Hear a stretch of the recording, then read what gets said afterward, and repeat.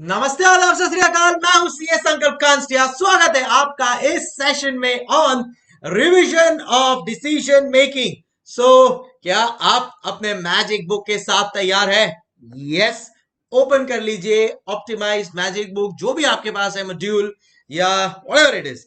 And let's first start with the weightage of this chapter. तो देखते हैं इस चैप्टर का वेटेज क्या है। लास्ट 3 अटेम्प्ट में ना, 4 अटेम्प्ट में इस चैप्टर ने पूरी बाजी मार ली है। You can see approximately 15 to 20 marks का वेटेज है। यही चैप्टर बीच में डाउन पे जा रहा था, ये देखो 10, 0, 5, कहीं ना कहीं इंस्टीट्यूट भूल गया था। अच्छा है, ये वाला भी चैप्टर है, बट अब नहीं। Last 4 attempt you can see this chapter has killed it and a huge weightage in the examination. Highly conceptual और लॉजिकल है। तो जब मैं अभी आपको यहाँ पे पढ़ाऊंगा तो आपको खुद को समझ में आते जाएगा कि कितने हाई लेवल के कॉन्सेप्ट्स है। रिवीजन में मैं डिराइव भी कर दूंगा, एट द सेम टाइम आपके दिमाग में सेट कर दूंगा। ऑब्वियसली थोड़ा सा प्रैक्टिकल ओरिएंटेड चैप्टर है ये, झुकाव इसका प्रैक्टिकल ओरिएंटेडनेस के ऊपर है, but nonetheless very very important. Because अगर आपके कॉन्सेप्ट्स क्लियर नहीं होंगे then in that case practical sums आप सॉल्व नहीं कर सकते। And at the same time अब से डिसीजन मेकिंग में थियोरेटिकली भी वो लोग क्वेश्चंस पूछते हैं। So let's get started with this very important and yo यार। तो इसके साथ स्टार्ट करेंगे। प्लीज ओपन, क्या क्या कॉन्सेप्ट्स पढ़ने हैं अपने को यहाँ पे। सो स्टार्ट हो रहा है decision making and decision making model के साथ। And then we have CVP analysis, most important concept of relevant cost. तो अपन क्या करेंगे बताए, क्या कॉन्सेप्ट टू कॉन्सेप्ट चलते जाएंगे बॉस। सीधी बात है। अभी जैसे फॉर एग्जांपल सीवीपी एनालिसिस एक अपने आप में कॉन्सेप्ट है। Absorption costing versus marginal costing, क्या दोनों में डिफरेंस है? अपने आप में कॉन्सेप्ट है। रेलेवेंट कॉस्ट अपने आप में कॉन्सेप्ट। की फैक्टर या जिसको लिमिटिंग फैक्टर बोलते हैं, तो वो एक कॉन्सेप्ट है। फिर कॉस्ट इंडिफरेंस पॉइंट, वो एक कॉन्सेप्ट है। उसके जो भी फॉर्मूलाज है, रेलेवेंट कॉस्ट में जो भी फॉर्मूलाज है वो उसमें करेंगे, लिमिटिंग फैक्टर में जो फॉर्मूलाज है उसके साथ होंगे। फिर आएगा कॉस्ट इंडिफरेंस पॉइंट, ये कॉन्सेप्ट, उसका formula. Concept of multiple break even point, shut down point, outsourcing decision जिसको मेक और बाय भी कहते हैं, मिनिमम प्राइसिंग, कीप और drop, special order, sell further process, activity based CVP analysis. And finally जो मैं आपको बोल रहा था कि थियोरी ओरिएंटेड भी हो गया ये chapter because of this non financial and ethical considerations. इसके अलावा बहुत सारे मैंने case studies and at the same time master practical questions भी कवर किए हैं इस चैप्टर में in this book, so that it becomes easy for you कि भाई एक बार सब कॉन्सेप्ट हो जाए उसके बाद में मास्टर क्वेश्चंस कर लो, so you are done and dusted. So काफी सारी चीजें, काफी सारे कॉन्सेप्ट अपने को पढ़ने हैं। So without wasting any time, let's get started. तो सबसे पहले अपने को समझना है कि ये डिसीजन लेते कब हैं। तो आइए, डिसीजन कब लेते हैं? When there are choice of alternatives. अभी एक एक चीज को ध्यान से लॉजिकली समझते हैं ना, it's going to be too much of fun. तो अभी समझो आप अगर ऑफिस में आए हो, आर्टिकलशिप कर रहे हो, ऑफिस जाते हो, मम्मी ने आपके साथ आपको टिफिन भेज दिया, देन इन दैट केस आपको जो टिफिन मिला है आपको वही खाना है। क्या आपके पास चॉइस है? क्या नहीं। अब इसी के अगेंस्ट में मम्मी कहीं बाहर जा रही है, 4-5 दिन के लिए आउट ऑफ स्टेशन जा रही है, और मम्मी आपको बोल रही है कि बेटा 5 दिन तू जोमेटो स्विगी से मंगा लियो। देन इन दैट केस अपने पास कितने सारे ऑप्शंस है।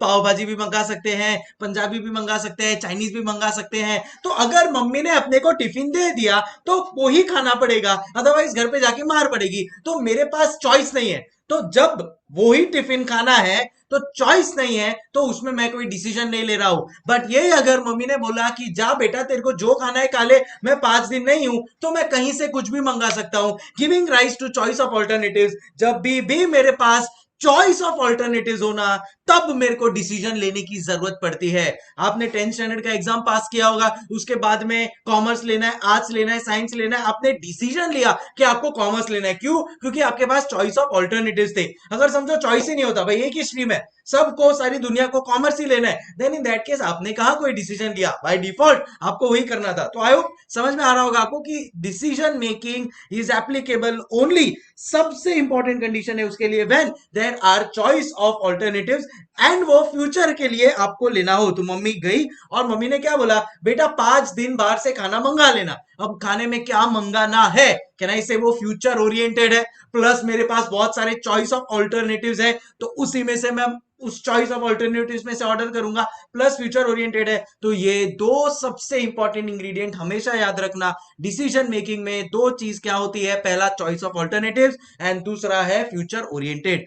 अगर ये दोनों मिल गए देन इन दैट केस आपको डिसीजन मेकिंग की जरूरत पड़ेगी। अब जब आप डिसीजन ले रहे हो, अपने ये फूड के एग्जांपल को मैं अगर कंटिन्यू करूं, देन इन दैट केस आपके पास बहुत सारे ऑप्शंस हैं। अगर आप हो सकता है कि चाइनीज मंगाओ, चाइनीज अगर आप मंगाओगे तो 500 रुपीज का आपको पड़ेगा। अगर उसकी जगह पे दूसरा ऑप्शन है कि भाई आप पंजाबी मंगा लो, पंजाबी मंगाओगे तो आपको ऑप्शन मिलेगा कि भाई 650 रुपीज में मिल जाए आपको, है ना। थर्ड ऑप्शन है आप साउथ इंडियन मंगा लो, साउथ इंडियन मंगाओगे तो हो सकता है कि 200 रुपीज में आपका काम हो जाए। सो आपके पास ये जो चॉइस है उसमें आप एनालिसिस करोगे, भाई एक 500 का है, एक 650 का है, एक 200 का है।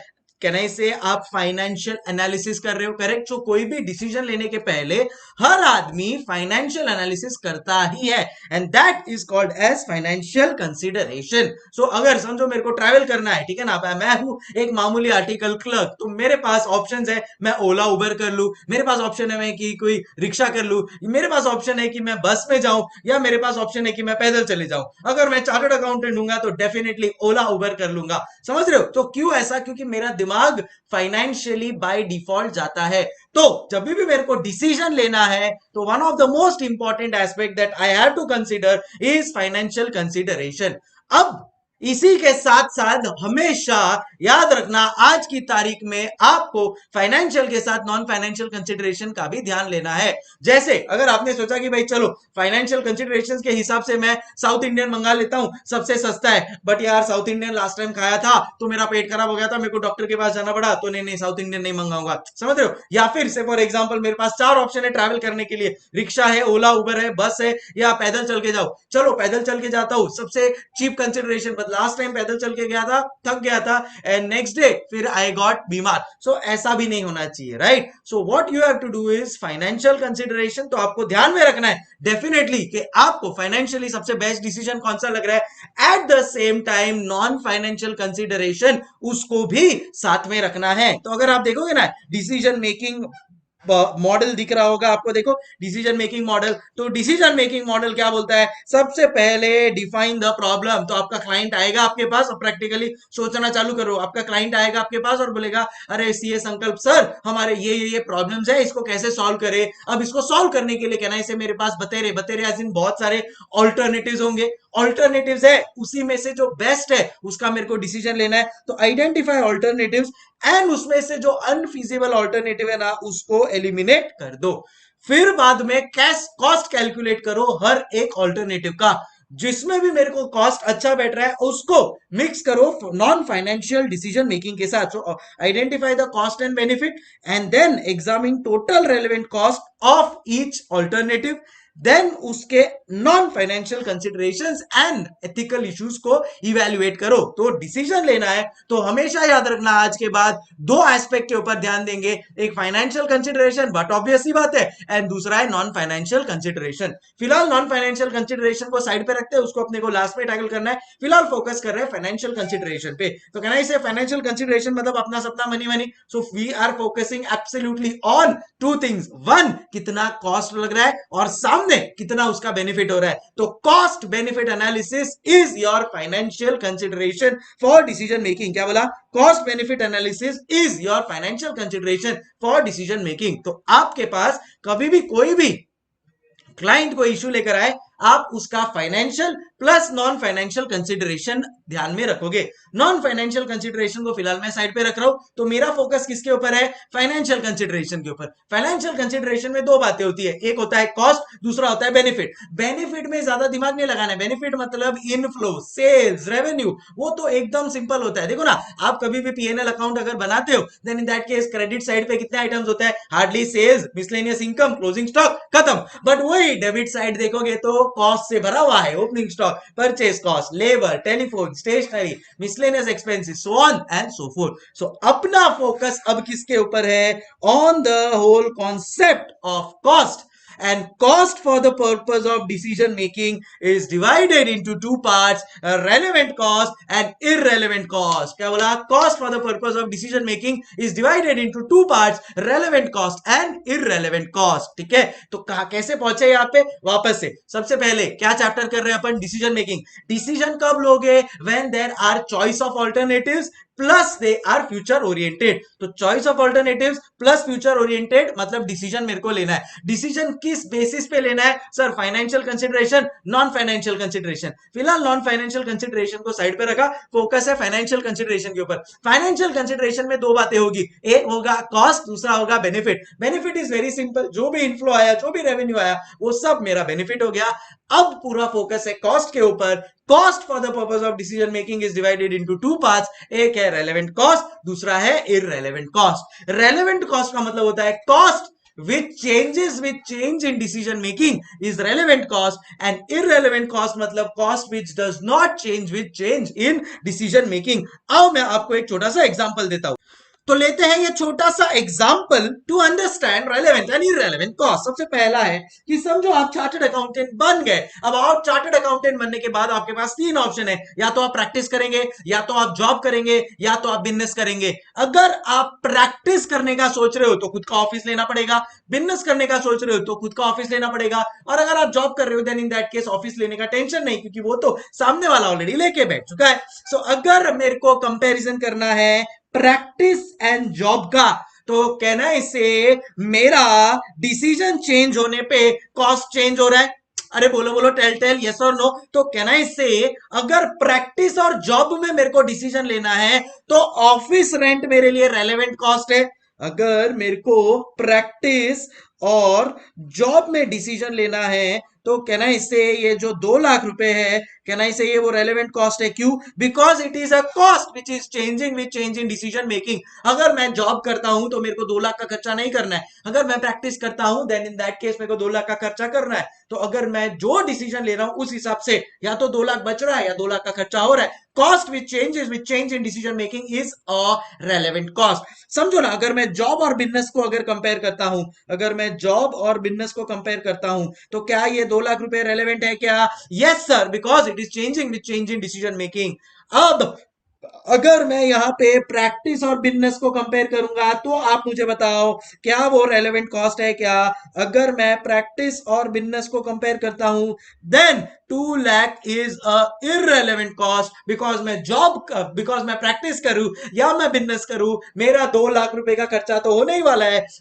जब मुझे प्रैक्टिस और बिजनेस को अगर इवेल्युएट करना है ना, तो 2 लाख को मैं कंसिडर ही नहीं करूंगा. It becomes a irrelevant cost. Because मैं कुछ भी डिसीजन लू, मेरा वो 2 लाख रुपए का खर्चा तो होने ही वाला है. It becomes a irrelevant cost. मेरे डिसीजन से वो कॉस्ट चेंज नहीं हो रहा है. अभी अंडरस्टैंडिंग? अब इसी का दूसरा मैंने और एक एग्जांपल लिया है, office rent, job sir relevant, job business अपने एग्जांपल में रेलेवेंट. अब तक प्रैक्टिस और बिजनेस रेलेवेंट नहीं था, बट आप मुझे बताओ क्या ये सेकंड वाला जो पार्ट है, क्या इसमें ये 2 लाख और 3 लाख में कुछ रेलेवेंट है क्या? यस सर, 2 लाख तक दोनों ही रेलेवेंट है, बट जो 1 लाख एडिशनल बिजनेस में लग रहा है ना, that becomes a relevant cost. तो मेरे सेकंड एग्जांपल में अगर मैं प्रैक्टिस वर्सेस बिजनेस को कंपेयर करता हूं देन उसमें मेरा रेलेवेंट कॉस्ट कितना हो जाता है? कहना इसे 3 लाख माइनस 2 लाख. भाई 2 लाख तो दोनों में ही होने वाला है. एडिशनल इंक्रीमेंटल कितना है सर? 1 लाख है ना. वो जो 1 लाख है वो आपका रेलेवेंट कॉस्ट बन जाएगा. वो जो 1 लाख है ना वो आपका रेलेवेंट कॉस्ट बन जाएगा. अभी clear everybody with this example? So क्या बोला? Relevant cost, cost which changes with change in decision making, business job, practice job. Cost which does not change with change in decision making is a irrelevant cost. क्या example? Practice business 2 lakh का अगर दोनों में लगने ही वाला है cost, तो समझो एक में 2 लाख है, एक में 3 लाख है, definitely then it will result into a additional, खाली वो जो एडिशनल पार्ट है उसके लिए वो रेलेवेंट कॉस्ट आ जाएगा. अभी क्लियर एवरीबॉडी? अब रेलेवेंट कॉस्ट कैलकुलेट करते वक्त कुछ फंडामेंटल 3 चीजों का ध्यान रखना है. एक, कितना कॉस्ट आपका फ्यूचर में इंकर होने वाला है, इसको और डिटेल में आगे अपन लोग पढ़ेंगे, don't worry. Plus benefit loss, इसको अपन प्यार से अपॉर्चुनिटी अपॉर्चुनिटी कॉस्ट भी बोलते हैं, इसका मतलब क्या है आगे पढ़ेंगे, डोंट वरी। एंड थर्ड है लेस बेनिफिट गेन। तो अगर फ्यूचर में अपने को ये डिसीजन लेने से कुछ बेनिफिट मिलने वाला है तो वो उतना पार्ट रेलेवेंट कॉस्ट से माइनस हो जाएगा, बिकॉज उतना मेरा नेट नेट जो भी रेलेवेंट कॉस्ट है उसके लिए गेन जो भी है उतना माइनस हो जाएगा।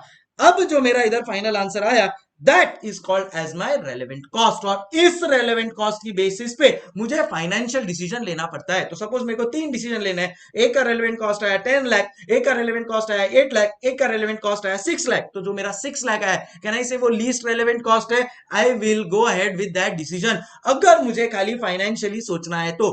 अब उसमें आज की तारीख में डिसीजन लेते वक्त उसमें मैं और क्या चीज ऐड करूंगा कि भाई मेरा क्वालिटी कैसा है, क्या मैं ये डिसीजन लेने से क्या कस्टमर को सेटिस्फेक्शन मिलने वाला है, क्या एनवायरमेंट को तो कोई प्रॉब्लम नहीं हो रहा है ना।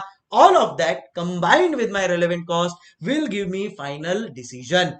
रेलेवेंट कॉस्ट को और सब डिवाइड किया गया है, उसको अपन आगे पढ़ेंगे, but prima facie I hope आपको क्लियर हो गया होगा। डिसीजन मेकिंग मॉडल भी आपको क्लियर हो गया होगा। डिफाइन द प्रॉब्लम, जैसे ही आपने डिफाइन कर लिया प्रॉब्लम को, आपके पास बहुत सारे ऑल्टरनेटिव्स आ जाएंगे, उसमें जो फालतू का ऑल्टरनेटिव्स है उसको बोलो हटा, सावन की घटा, उसको बाहर कर देंगे।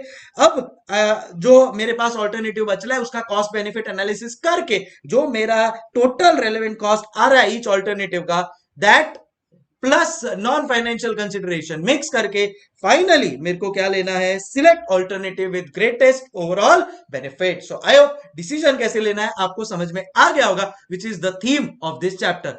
अब ये रेलेवेंट कॉस्ट कैलकुलेट करने के लिए और डिसीजन लेने के लिए कुछ छोटे मोटे कॉन्सेप्ट समझने की जरूरत है, आओ उनके ऊपर चलते हैं। So first part, decision making है, decision making model done and dusted. तो नेक्स्ट कॉन्सेप्ट है basically CVP analysis, cost volume profit का जो इंटरकनेक्शन है। आप लोग ने अपने इंटरमीडिएट में भी पढ़ा होगा, बड़ा ही सिंपल है। सो जैसा आप देख सकते हो, रेवेन्यू है, कॉस्ट है, प्रॉफिट है, लेवल ऑफ एक्टिविटी है, इन सब के इंटरकनेक्शंस को यूज करके कैफे बनता है, आपको डिसीजन लेना है, is what we are going to study. तो सबसे पहले अपन इंटरमीडिएट में क्या बनाते थे, कैन आई से मार्जिनल इनकम स्टेटमेंट बनाते थे, which is nothing but your sales minus variable cost, which is nothing but your sales minus variable cost is equal to contribution minus fixed cost is equal to your net profit. तो ये एक basic structure है of our marginal income statement. अब आ जाते हैं अपन लोग इधर, सेल्स को बेसिकली दो पार्ट में डिवाइड किया है। सेल्स का रिस्पॉन्सिबिलिटी है वेरिएबल कॉस्ट रिकवर करना, जैसे ही वो वेरिएबल कॉस्ट रिकवर कर लेगा it will give rise to contribution. Contribution का रिस्पॉन्सिबिलिटी है fixed cost and net profit recover करना। जब कंट्रीब्यूशन फिक्स्ड कॉस्ट रिकवर कर लेता है, ध्यान से सुनो, जब कंट्रीब्यूशन फिक्स्ड कॉस्ट रिकवर कर लेता है उसको कहते हैं break even point. And hence the formula fixed cost upon contribution per unit fixed cost upon PV ratio. So break even point क्या होता है, contribution required to recover the fixed cost. क्योंकि कंट्रीब्यूशन तक पहुंचे हो मतलब आप वेरिएबल कॉस्ट तो ऑलरेडी रिकवर कर चुके हो, तभी आप कंट्रीब्यूशन तक पहुंचे हो। अब जैसे ही कंट्रीब्यूशन फिक्स्ड कॉस्ट को रिकवर कर लेगा, कैन आई से अपना break even point, no profit no loss आ जाएगा। Hence the formula contribution divide by PV ratio या contribution divide by fixed cost, fixed cost divide by PV ratio, fixed cost divide by contribution per unit. Contribution के लिए अपन लोग बोल सकते हैं, can I say we use the formula PV ratio. PV ratio क्या होता है, PV ratio is nothing but contribution upon sales. तो इसको प्यार से पीवी रेशियो को प्यार से कंट्रीब्यूशन रेशियो भी कहते हैं। Contribution minus fixed cost is equal to net profit. बोलो बोलो चल चल, नेट प्रॉफिट रिकवर करना, can I say now you are safe. So जैसे ही ब्रेक इवन पॉइंट को आप पार कर देते हो, you are safe, called as margin of safety, point beyond break even point to earn profit. Net profit upon contribution per unit या PV ratio आप कर सकते हो, जैसा मैंने बोला PV ratio is equal to contribution per unit divide by sales price per unit. Are we clear? So ये एक बेसिक कॉन्सेप्ट है, इन केस कुछ भी एग्जाम में सीवीपी से रिलेटेड आता है, ये बेसिक चीजें यूज करनी है अपने को। अभी क्लियर एवरीबॉडी? उसके बाद आगे बढ़ेंगे, चलो एक बार वापस everybody, sales minus variable cost is equal to contribution minus fixed cost is equal to net profit. Sales का काम है वेरिएबल कॉस्ट रिकवर करना, उससे मिलता है कंट्रीब्यूशन। कंट्रीब्यूशन रेशियो या पीवी रेशियो का मतलब होता है contribution upon sales into 100। Contribution का काम है पहले फिक्स्ड कॉस्ट को रिकवर करना, उसको कहते हैं break even point. Fixed cost divide by contribution per unit या fixed cost divide by PV ratio is equal to break even point. फिर बाद में जैसे ब्रेक इवन पॉइंट आ गया, now we are safe, it is called as margin of safety. Net profit divide by contribution per unit, net profit divide by PV ratio is equal to margin of safety. Are we absolutely clear? Break even sales plus margin of safety sales is equal to total sales. इसको एक small level पे आप formula wise बोल सकते हो CVP analysis. Clear? अब आते हैं differentiation between absorption versus marginal के ऊपर. दोनों में खाली एक डिफरेंस है, वो है treatment of fixed cost. Absorption में fixed cost is on per unit basis. कैसे कैलकुलेट होता है? Budgeted fixed cost divide by budgeted production. Fixed absorption और मार्जिनल में खाली एक डिफरेंस है, वो है फिक्स्ड कॉस्ट का. Fixed cost in absorption is on a per unit basis. कैसे कैलकुलेट होता है? Budgeted production, budgeted fixed cost divide by budgeted production, या जिसको आप बोल सकते हो नॉर्मल कैपेसिटी. तो उससे आपको फिक्स्ड कॉस्ट पर यूनिट मिल जाएगा. Whereas in marginal fixed cost कभी भी टोटलिटी पे रहता है. ये फिक्स्ड कॉस्ट का इंपैक्ट किसके ऊपर आता है? वैल्यूएशन ऑफ स्टॉक के ऊपर. In marginal costing, valuation of stock is done on basis of variable production overhead per unit. In absorption costing, valuation of stock is done on basis of variable production overhead per unit plus fixed production overhead per unit, जो अभी मैंने आपको बताया था calculate करना. तो जब वो वैल्यूएशन ऑफ स्टॉक करोगे ना, क्या ध्यान में रखना है? एब्जॉर्प्शन में variable production overhead per unit plus fixed production overhead per unit. And in case of marginal costing, valuation of stock is done on variable production overhead per unit. आओ फटाफट इसको भी रीड कर लेते हैं. सो एज पर सीआईए में absorption costing मतलब practice of charging both fixed and variable cost to the product. इधर अपन लिखेंगे to the product absorbed on basis of pre determined rate. और ये प्री डिटरमाइंड रेट क्या है? fixed overheads divided by budgeted fixed overheads divided by budgeted production. As per normal capacity utilisation valuation of stocks करते हैं, और उसमें क्या लेते हैं? Variable production overheads per unit plus fixed production overheads per unit. सब जुगड़ू. और बाद में आ जाते हैं मार्जिनल कॉस्टिंग के ऊपर. अकॉर्डिंग टू सीआईए में marginal costing is a practice of ascertainment of cost and its effects on profit based on changes in volume or output. इसमें variable cost are treated as product cost, charged to the product, and fixed cost are treated as period cost. Period cost मतलब fixed cost is not on per unit basis. It depends के कितने duration के लिए, कितने period के लिए आपका वो production होने वाला है. Return of against profit, इसमें valuation of stock कैसे होता है? Only based on variable production overheads per unit. In a nutshell मैंने आपको क्या समझाया था? Absorption में fixed cost क्या होता है? Product cost मतलब पर यूनिट बेसिस पे कैलकुलेट होता है. वेयरएज मार्जिनल में क्या होता है? बेसिस ऑन पीरियड मतलब डिपेंड्स के कितने ड्यूरेशन के लिए है. बस. So simple. वापस से मैं बोलता हूं, अब्सॉर्प्शन में fixed cost per unit basis पे कैलकुलेट होता है. कैसे? Budgeted fixed cost divide by budgeted production. And उसका इंपैक्ट किसके ऊपर आता है? वैल्यूएशन ऑफ स्टॉक के ऊपर. स्टॉक कैसे वैल्यू होता है? Variable production overhead per unit plus fixed production overhead per unit. And in case of marginal fixed cost is on totality basis, and उसमें स्टॉक कैसे वैल्यू होता है? Variable production overhead per unit के basis पे. बस इस basis पे अगर कुछ मार्जिनल अब्जॉर्प्शन का डिफरेंशिएशन का आया, then in that case you have to solve. And इसी के साथ अपन लोग आ रहे हैं सबसे इंपॉर्टेंट एस्पेक्ट के ऊपर, which is relevant cost. I hope absorption marginal clear. तो रेलेवेंट कॉस्ट के लिए अपना वो एग्जांपल अपना क्लियर हो चुका है. CA in practice versus CA in job. Cost which is changing with change in decision making is called as a relevant cost. So future costs that differ across alternatives, decisions impacting profitability are always based on relevant cost. So अपने को बहुत बहुत clearly समझना है relevant cost and its bifurcation. But उसके पहले अपने कुछ 3 टर्मिनोलॉजीज है, वो मैं आपको बता देता हूं, एंड कुछ फंडामेंटल पॉइंट्स है फॉर रेलेवेंट कॉस्ट. उसके बाद रेलेवेंट कॉस्ट को एकदम बाइफरकेट करके समझेंगे. बट वापस से एक बार रिवाइज कर लो. रेलेवेंट कॉस्ट का मतलब cost which changes with change in decision making. Irrelevant cost का मतलब cost which does not change with change in decision making. पहला टर्मिनोलॉजी है मेरा यहाँ पे sunk cost which is irrelevant and past. यानी अगर मैंने कोई खर्चा कर दिया है, देन इन दैट केस अब मेरे फ्यूचर डिसीजन मेकिंग के ऊपर वो पास्ट का जो कॉस्ट है उसका कोई इंपैक्ट नहीं आने वाला है. It is called as sunk cost, and decision making के लिए sunk cost is absolutely irrelevant. So cost already incurred and can not be recovered.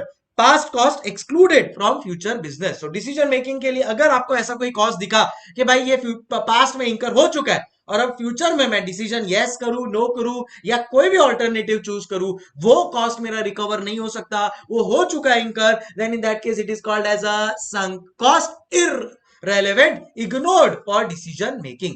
Second मेरा कॉन्सेप्ट है कमिटेड कॉस्ट। कमिटेड कॉस्ट मतलब भाई मैंने खर्चा कर दिया है पर उसका बेनिफिट शायद मेरे को फ्यूचर में मिले ना मिले, इट ऑल डिपेंड्स कि मैं क्या डिसीजन लेता हूं, बट खर्चा तो कर दिया। अब डिसीजन मैं कुछ भी लूं, अब डिसीजन मैं कुछ भी लूं, वो खर्चा हो गया है, उसका मेरे को रिकवरी नहीं होने वाला है। भले ही उसका शायद मैं अगर डिसीजन यस नो करता हूं तो उसका बेनिफिट फ्यूचर में मिले, but any which case decision के लिए वो इररेलेवेंट है। क्यों? क्योंकि खर्चा मैंने कमिट कर दिया है। So investment already done and can not be recovered, obligation already made and can not get off. So आपने से फॉर एग्जांपल कोई कोचिंग क्लासेस में जाके एक्स्ट्रा फीस भर दिया, बोल दिया कि भाई चलो ये लो आपका 20,000 रुपया एडवांस आपने भर दिया। अब आप सोच रहे हो यार मैं सीए करूं या नहीं करूं। अब आप सीए करो या आप सीए नहीं करो, वो 20,000 रुपया जो आपने फ्यूचर के लिए दिया था वो तो गया, आपका कमिटेड कॉस्ट हो गया, irrelevant for decision making. Third है most important and that is opportunity cost, benefit foregone on one course when selecting the other alternative. इसका मेरे पास एक मस्त एग्जांपल है, आओ देखो। तो ये देखो, benefit foregone when one course of action is chosen for another. So अब अपने पास चॉइस ऑफ ऑल्टरनेटिव्स है, कब? चार्टर्ड अकाउंटेंट बनने के बाद। सपोज मैं चार्टर्ड अकाउंटेंट बन गया, मेरे पास चॉइस ऑफ ऑल्टरनेटिव्स है, मैं टीचिंग करके खुद का कोचिंग क्लासेस खोल लूं, मैं पीडब्ल्यूसी ज्वाइन कर लूं तो मुझे 8 लाख का सैलरी मिलेगा, ईवाई ज्वाइन कर लूं तो 9.5 लाख का, केपीएमजी ज्वाइन करूं तो 6 लाख का। बट मैंने अपना डिसीजन ले लिया है, I will take teaching as a full time profession. तो अब मैंने सिलेक्ट क्या किया है? टीचिंग, ठीक है ना। So one course of action is chosen, but can I से मैंने तीन मेरे डिसीजंस फोरगो कर दिए। अब इसमें से अपॉर्चुनिटी कॉस्ट क्या होगा? मैं तीनों को ऐड करूंगा क्या? नहीं। तीनों में से सबसे बेस्ट ऑल्टरनेटिव कौन सा है?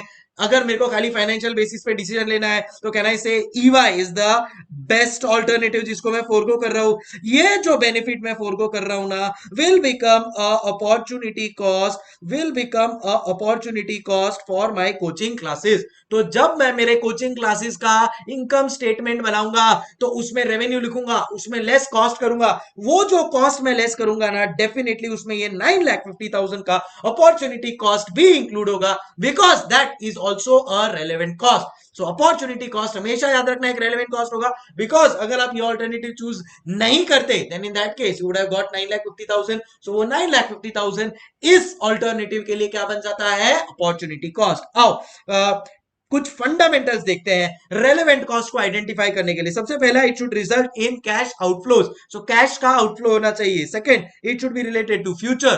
Third, it should be incremental in nature. जैसा इधर मैंने आपको ये वाले एग्जांपल के टाइम पे बताया था कि भाई देखो 2 लाख इधर है और 2 लाख इधर है तो कोई फर्क नहीं पड़ेगा, बट इधर 2 लाख है और इधर 3 लाख है, कैन आई से 1 लाख इंक्रीमेंटल है, that becomes a relevant cost. Opportunity cost is the most relevant cost. अभी अपन ने पढ़ा अपॉर्चुनिटी कॉस्ट 9,50,000 जो ईवाई में कमा रहा था, that becomes opportunity cost for my coaching classes business. Sunk cost and committed cost are irrelevant cost. Sunk cost committed cost क्या है अपने को पता चल गया, एक है इररेलेवेंट प्लस प्लस, दूसरा है इररेलेवेंट प्लस फ्यूचर। दोनों में अपना पैसा जा चुका है, अब डिसीजन कुछ भी लो फर्क नहीं पड़ने वाला है, वो पैसा तो गया। सो इसके लिए it becomes irrelevant for decision making. अब रेलेवेंट कॉस्ट को आइडेंटिफाई मैंने कर लिया है। अब इधर आ जाओ, इधर आ जाओ। याद है मैंने आपको यहाँ पे क्या लिखवाया था? रेलेवेंट कॉस्ट का जब भी आपको स्टेटमेंट बनाना होना, रेलेवेंट कॉस्ट का जब भी आपको स्टेटमेंट बनाना होना तो cost to be incurred question आपको देगा, क्या कॉस्ट टू बी इंकर्ड है वो देख लो, प्लस बेनिफिट लॉस मतलब आपका opportunity cost, less benefit gain, तो जो भी आप बेनिफिट अगर वो डिसीजन से मिल रहा है उतना माइनस कर दो, ये तीनों को मिला के बनता है आपका रेलेवेंट कॉस्ट। तो उसमें ये जो कॉस्ट टू बी इंकर्ड वाला चीज है ना, आओ इसको डिटेल में समझते हैं। तो ये रेलेवेंट कॉस्ट को 5 चीज में डिवाइड किया गया, यू कैन से। पहला है मेरा मटेरियल, पहला है मेरा मटेरियल का रेलेवेंट कॉस्ट, दूसरा है मेरा लेबर का रेलेवेंट कॉस्ट, थर्ड है मेरा वेरिएबल का रेलेवेंट कॉस्ट, फोर्थ है मेरा फिक्स्ड का रेलेवेंट कॉस्ट एंड लास्ट है मेरा मशीन का रेलेवेंट कॉस्ट। आइए एक एक को डिटेल में समझने की कोशिश करते हैं। सबसे पहला है मटेरियल। मटेरियल के लिए दो ऑप्शन हो चुके हैं, ये हो सकते हैं या तो वो मटेरियल आउट ऑफ स्टॉक है या वो मटेरियल मेरा इन स्टॉक है। अगर वो मेरा मटेरियल आउट ऑफ स्टॉक है, अब है ना एक प्रोजेक्ट के नजर से देखो, ठीक है ना, समझो आपके पास एक प्रोजेक्ट आया और वो प्रोजेक्ट के लिए आपको किसी मटेरियल का जरूरत है। फॉर एग्जांपल आपको प्रोजेक्ट आया कि आपको ऐसा कोई रिमोट कंट्रोल बनाना है। अब ये रिमोट कंट्रोल बनाने के लिए मेरे को मटेरियल की जरूरत लगेगी, दो ऑप्शन हो सकते हैं, या तो वो मटेरियल मेरे पास है या वो मटेरियल मेरे पास नहीं है। अगर वो मेरे पास मटेरियल है ही नहीं, देन इन दैट केस मेरे को बाहर से लाना पड़ेगा। तो जितना भी मैं बाहर से लेकर आ रहा हूं वो मेरे लिए रेलेवेंट कॉस्ट बन जाएगा। If material is out of stock, then in that case relevant cost, RC मतलब relevant cost, is replacement cost और purchase cost from the market. Are we clear? Yes sir. दूसरा, अगर मेरे पास मटेरियल इन स्टॉक ऑलरेडी है तो दो बातें हो सकती है, या तो वो इन यूज है या वो नॉट इन यूज है। अगर वो इन यूज है मतलब कई और प्रोडक्ट के लिए वो ऑलरेडी यूज हो रहा है, अब अगर ये रिमोट कंट्रोल बोलेगा नहीं नहीं मेरे को ये वाला मटेरियल चाहिए, तो मैं जाऊंगा और वो वाला मटेरियल ले लूंगा। देन कैन आई से अदर प्रोडक्ट जिसके लिए वो लाया था, कैन आई से उसको भी तो जरूरत पड़ेगा, तो इमीडिएटली आप क्या करोगे, बाहर से मंगवा लोगे बाकी प्रोडक्ट्स के लिए। अब ये रिमोट कंट्रोल प्रोजेक्ट की वजह से बाहर से मेरे को लाना पड़ा, so that will become a relevant cost. So in case in stock है बट रेगुलरली यूज हो रहा है, तो आपको बाय डिफॉल्ट बाहर से मंगवाना ही पड़ेगा क्योंकि अदर प्रोडक्ट्स उसको यूज कर रहे हैं। So that becomes my relevant cost. क्या उसको कहते हैं? Replacement cost. Again I am telling you, purchase from outside is as good as your replacement cost. सो यहां पे भी अगर इन स्टॉक है और रेगुलर यूज में है, फास्ट मूविंग जिसको बोलते हो, then in that case replacement cost that is purchase cost from market. दूसरा ऑप्शन है in stock but not in use, तो मतलब आप ऑलरेडी उसको फेंकने ही वाले थे, ओएलएक्स पे बेचने ही वाले थे, ठीक है ना। तो कोई भी स्टॉक अगर आपका नॉट इन यूज है, कोई भी स्टॉक आपका नॉट इन यूज है, तो आप उसको अज्यूम कर सकते हो कि ओएलएक्स पे बेच दें।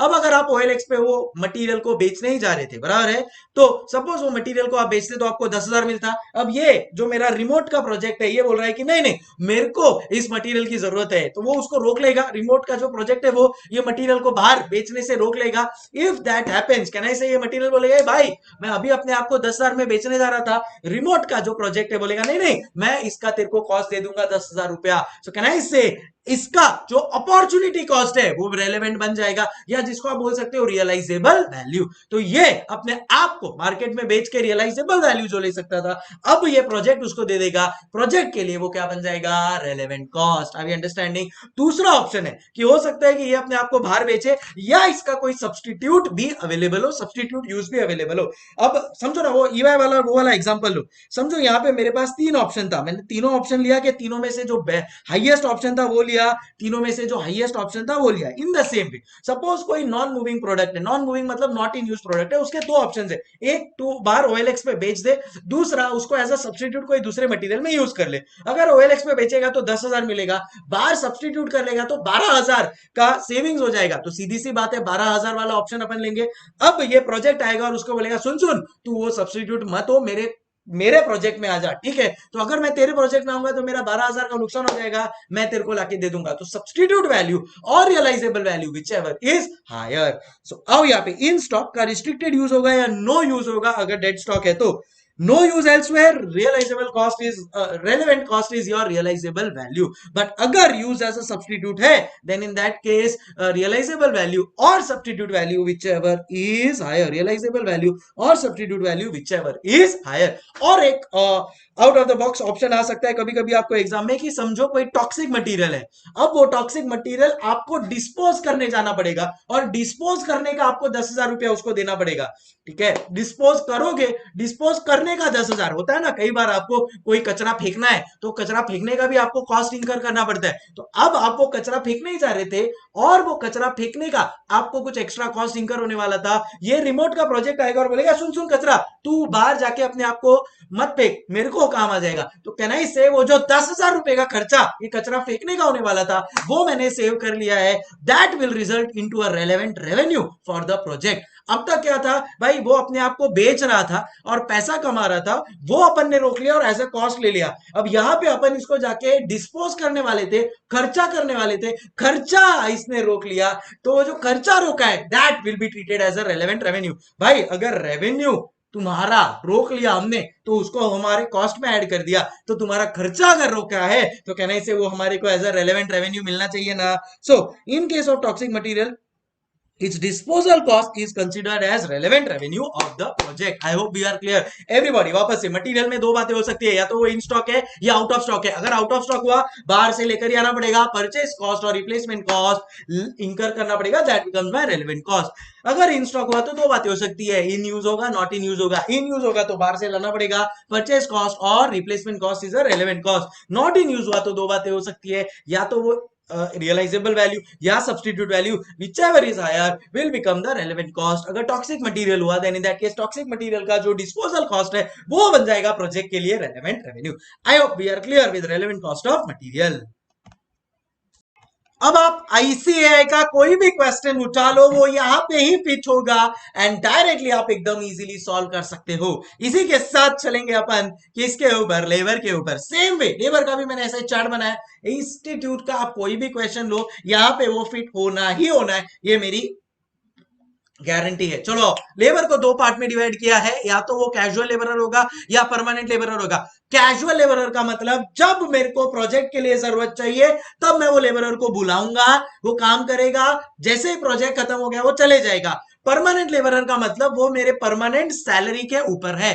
कैजुअल लेबरर का मतलब जब मेरे को प्रोजेक्ट के लिए चाहिए तब मैंने उसको बुलाया, वो आया, काम करेगा, काम करके निकल जाएगा. Casual labourer can be divided into two parts. या तो वो फ्रीली अवेलेबल है तो उसको कहते हैं अपन लोग नॉर्मल, या तो वो बिजी है. अगर नॉर्मल लेबरर है तो इन दैट केस उसके लिए रेलेवेंट होगा कॉस्ट टू बी इंकर्ड, उसके लिए रेलेवेंट कॉस्ट होगा cost to be incurred. And जो मेरा बिजी है उसके लिए आएगा cost to be incurred plus contribution loss. Cost to be incurred plus contribution loss. If nothing is given always assume to be casual labourer. ठीक है. सो दो बातें हो सकती है, या तो वो नॉर्मल है. मैं आपको एक एग्जांपल देता हूं मेरे क्लासेस का. सिर्फ फॉर एग्जांपल मेरे को क्लासेस में एक क्रैश कोर्स करवाना है एफआर का. तो मैंने एफआर के प्रोफेसर को कॉल किया, मैंने बोला कि हाँ भाई एफआर के प्रोफेसर आप अवेलेबल हो क्या? हाँ मैं अवेलेबल हूँ, आ जाओ. अगर वो आए, उन्होंने बैच लिया, बैच का उनका कॉस्ट था 2 लाख रुपया, मैंने उनको 2 लाख रुपया दिया, वो आके चले गए, तो मेरे लिए रेलेवेंट कॉस्ट कितना हुआ? 2 लाख रुपया. नॉर्मल कैजुअल लेबरर जब बुलाया, बैच लिया, आए, चले गए, कोई हम लोग का और रिलेशन नहीं है. सिर्फ फॉर एग्जांपल कोई बिजी लेबरर है, जैसे हमारा जीएसटी का प्रोफेसर हो गया अगर फॉर एग्जांपल, तो जीएसटी का प्रोफेसर बोल रहा है कि नहीं मैं तो ऑलरेडी बहुत ऑक्यूपाइड हूं, मेरे पास अभी फिलहाल टाइम नहीं है, बहुत सारे अमेंडमेंट्स आए इसके लिए. तो इन दैट केस उसको बुलाने के लिए कहना इसे मुझे और कुछ एक्स्ट्रा देना पड़ेगा. उसको बोलना पड़ेगा भाई तू अगर ऑलरेडी बिजी है तो वो काम छोड़ के मेरे पास आ जा, तो जो काम तू उधर कर रहा था उसका एक्स्ट्रा पैसा मैं तेरे को दे दूंगा, तेरा जो अपॉर्चुनिटी कॉस्ट है वो भी मैं रिकवर करवा के दे दूंगा. So in short casual plus busy labourer के लिए मेरा रेलेवेंट कॉस्ट कितना हो जाएगा? Cost to be incurred plus opportunity cost. क्या बोला? Cost to be incurred plus opportunity cost. Are we clear? Yes sir, clear. Alternative option है labourer अगर परमानेंट हुआ तो लेबरर अगर परमानेंट हुआ तो अगेन दो बातें हो सकती है, या तो वो नॉर्मल है विच इज आइडल, या फिर वो बिजी है. अगर वो परमानेंट लेबरर आइडल हुआ देन इन दैट केस कोई रेलेवेंट कॉस्ट आएगा ही नहीं. मैं आपको एग्जांपल देता हूं. सपोज मेरा कोचिंग क्लासेस है, मेरा एक मैथ्स का प्रोफेसर है जो सुबह 9 बजे आता है, शाम को 6 बजे आता है जाता है. अब वो सुबह 9 से 1 में उसका एक बैच अनाउंस्ड है, 1 to 4 में उसका एक बैच अनाउंस है, 4 to 6 वो फ्री बैठा है, कुछ काम नहीं कर रहा है, तो भी मेरे को तो उसको 9 to 6 के लिए जो 50,000 का पर मंथ सैलरी है वो उसको देना ही पड़ेगा. अब 4 to 6 के टाइम पे मैं सोच रहा हूं मैं एक नया बैच चालू कर दूं, और वो 4 to 6 के बैच के लिए अगर मैंने उसको अलॉट कर दिया तो भी मेरे को तो उसको मंथली सैलरी 50,000 देना था 4 to 6 जब वो काम नहीं कर रहा था. तो भी आज वो 4 to 6 का काम कर रहा है तो भी मैं तो उसको टोटल जो सैलरी दे रहा हूँ वो 50,000 ही है, तो कैन आई से मेरे से कुछ एक्स्ट्रा पैसा तो नहीं गया. तो अगर परमानेंट लेबरर आइडल है तो रेलेवेंट कॉस्ट हो जाता है 0 सिंस द कंपनी है स्पेयर कैपेसिटी. बट अगर मेरा परमानेंट लेबरर बिजी है, मतलब 9 to 1 वो एक बैच ले रहा है और 1 to 6 दूसरा बैच ले रहा है, अब मैं उसको बोल रहा हूँ नहीं 1 to 6 में तू कोई और बैच चालू कर दे, तो अब 1 to 6 वो जो बैच ले रहा था वो नहीं ले पाएगा, तो ठीक है उसके जगह पे 1 to 6 में वो दूसरा बैच ले लेगा, चलेगा, कोई बात नहीं. तो भी उसको जो सैलरी 50,000 मिलना था वो तो वही है. बट 1 to 6 का जो बैच उसने अभी फोरगो करके दूसरा बैच लिया है, तो वो जो फोरगो करके जो उनका कंट्रीब्यूशन लॉस हुआ है ना कंपनी का, that will become relevant cost. तो अगर परमानेंट प्लस बिजी हुआ तो contribution loss will become your relevant cost. So labourer के लिए दो बातें हो सकती है, कैजुअल या परमानेंट। अगर कैजुअल प्लस नॉर्मल है, एफआर का प्रोफेसर आया, बैच लिया गया, cost to be incurred will become my relevant cost. अगर वो कैजुअल प्लस बिजी है, then in that case cost to be incurred plus opportunity cost, मेरा जीएसटी का प्रोफेसर। अगर वो परमानेंट लेबर है और आइडल है, then in that case relevant cost is zero, because any which case उसको जो सैलरी मिलने वाला है वही सैलरी मिलेगा। बट अगर वो बिजी है, उसको मैं दूसरे प्रोजेक्ट से निकाल के यहां पे डाल रहा हूं, देन इन दैट केस उसका जो एटलीस्ट अपॉर्चुनिटी कॉस्ट है वो रेलेवेंट कॉस्ट हो जाएगा। तो परमानेंट प्लस बिजी हुआ, then in that case opportunity cost will become the relevant cost. In case examiner question में कुछ भी नहीं लिखता है कि वो कैजुअल है या परमानेंट, आप इसको अज्यूम कर सकते हो कि वो कैजुअल लेबरर है। तो आई होप लेबर भी आप लोग को एकदम पूरी तरह से क्लियर हो गया होगा। बस ये चार्ट आपको बराबर से अप्लाई करना है, एग्जाम में कोई भी क्वेश्चन आने दो, ये चार्ट में से ही सेट होगा, put up and you get the answer. Logically समझ गया? डन। नेक्स्ट है मेरा ओवरहेड्स। ओवरहेड्स में दो पार्ट है, एक होता है वेरिएबल, दूसरा होता है fix. Variable is always incremental, is always relevant. तो कितना आएगा वेरिएबल का कॉस्ट, जितना भी वेरिएबल कॉस्ट पर यूनिट है multiply by number of units, variable cost per unit multiply by number of units. And fix के केस में तीन बातें हो सकती है, या तो वो अवॉइडेबल है, अनअवॉइडेबल है, या अब्सॉर्ब इन नेचर है। अवॉइडेबल का मतलब क्या होता है कि अगर मैं डिसीजन लेता हूं, देन इन दैट केस वो फिक्स कॉस्ट इंकर करना पड़ेगा। अगर मैं डिसीजन लेता हूं कि अगर मैं डिसीजन लेता हूं कि मेरे को नहीं करना है कोई काम, तो वो फिक्स कॉस्ट मेरा बच जाएगा। तो ये आप इसको बोल सकते हो कि ये specific fixed cost in nature है। तो अगर स्पेसिफिक है, अवॉइडेबल है वर्ड अगर आपको यूज कर रहा है, तो इसका मतलब कि वो स्पेशली आपके डिसीजन के लिए इंकर किया जा रहा है, and hence it will become a relevant cost. Relevant cost additional fixed cost to be incurred, and committed fixed cost हुआ, देन ऑब्वियसली उसका रेलेवेंट कॉस्ट होता है निल, ये अपने को पता है। और एक ऑप्शन है मेरे पास अनअवॉइडेबल या अब्सॉर्ब। मतलब अगर से फॉर एग्जांपल मैंने रेंट पे क्लासेस लिया है एंड 50,000 रुपीज का मैं उसको रेंट दे रहा हूं, ठीक है। फिलहाल मेरा लेक्चर टाइमिंग है मॉर्निंग 7 to 1, 1 to 6 और 6 to 9, में ऐसे पूरा 7 सुबह 7 से रात को 9 बजे तक मेरे क्लासरूम यूज कर रहा हूं। अब मेरा जो 7 to 9 वाला बैच है ना, शाम को 7 to 9 वाला बैच, वो मेरा खत्म हो गया। अब मैं उतना जो 7 to 9 वाला बैच है वो मेरा फ्री बैठा है, उसमें कुछ मेरा कॉस्ट इनकम मतलब कोई मेरा बैच चल ही नहीं रहा है, तो भी मेरे लैंडलॉर्ड को तो मुझे 50,000 देना ही पड़ेगा ना। क्यों? क्योंकि वो अनअवॉइडेबल है, it is absorb in nature. से फॉर एग्जांपल मेरा कोई स्टाफ है जिसको मैं 15,000 रुपए का सैलरी दे रहा हूं, और अभी मेरे पास दो बैचेस है, एक है सीए फाउंडेशन का, दूसरा सीए इंटरमीडिएट का। अब मैं सोच रहा हूं चलो मैं सीए ये फाइनल का भी बैच चालू करता हूं। अब तक मैं क्या करता था, वो जो 15,000 था वो दो प्रोडक्ट्स में डिवाइड करता था, सीए फाउंडेशन 7,500 और सीए इंटरमीडिएट 7,500। अब मैं क्या करूंगा, मेरे तीन बैचेस हो गए, तो वो 15,000 को तीन में अब्सॉर्ब कर दूंगा, 5,000 5,000 5,000। क्या कुछ इंक्रीमेंटल मेरा खर्चा हुआ? क्या नहीं। So it was just absorbed in nature. मतलब अगर कोई भी डिसीजन की वजह से कोई इंक्रीमेंटल एक्स्ट्रा अवॉइडेबल खर्चा नहीं हो रहा है, तब तक वो रेलेवेंट नहीं बनेगा, वो क्या रहेगा, irrelevant, because irrespective of the decision they have to be incurred. And avoidable अगर हुआ, specific अगर हुआ, then in that case it will become relevant. And last मेरा जो relevant cost का aspect है वो है relevant cost of machinery. इसमें दो पार्ट हो सकते हैं, या तो if the project does not consume substantial part of machinery, मतलब हार्डली कुछ यूज हो रहा है, देन इन दैट केस चलो आपको फ्री में दिया, इररिलेवेंट निल, कोई टेंशन नहीं है।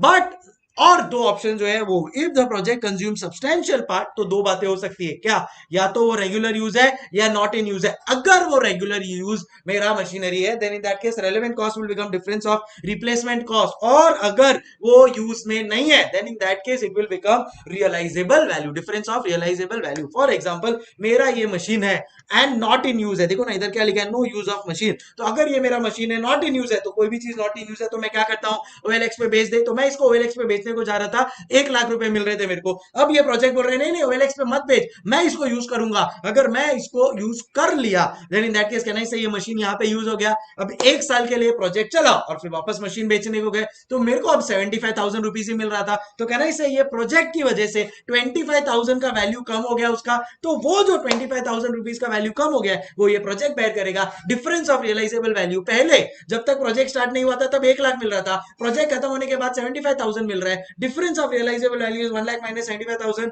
25,000 becomes my relevant cost। अभी clear everybody? Yes sir.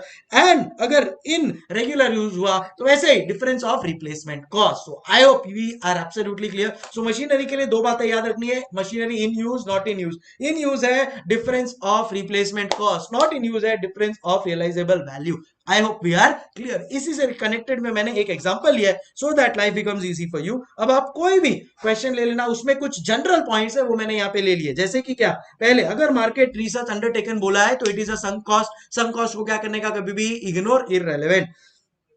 4 type of material आपको दे सकता है वो। एक चीज समझो 1.5 केजी का यूनिट है, एक यूनिट आपको बनाना है तो raw material not in stock है तो क्या आ जाएगा, रेलेवेंट कॉस्ट, रिप्लेसमेंट कॉस्ट।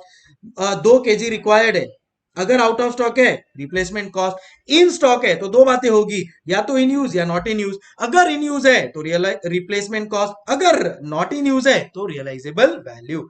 फिर बाद में again M3, in stock but no additional supply available. ये थोड़ा इंपॉर्टेंट है।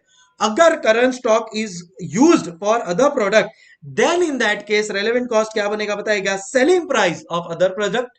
जहां पे कहीं और पे वो यूज हो रहा है, देखो कैसा है पता है क्या, आपके पास आपको है ना ये रिमोट बनाना है, ये रिमोट बनाने के लिए प्लास्टिक चाहिए, प्लास्टिक बाहर मार्केट में अवेलेबल नहीं है, in stock but no additional supply available. भाई इन स्टॉक है देन इन दैट केस तो अपन लोग क्या करते हैं, रिप्लेसमेंट कॉस्ट उसका रेलेवेंट कॉस्ट बन जाता है। इन स्टॉक इन यूज अगर होता है तो अपन क्या करते हैं, रेलेवेंट कॉस्ट रिप्लेसमेंट कॉस्ट बाहर से लेकर आओ, रिप्लेस कर दो, वो रेलेवेंट कॉस्ट बन जाएगा।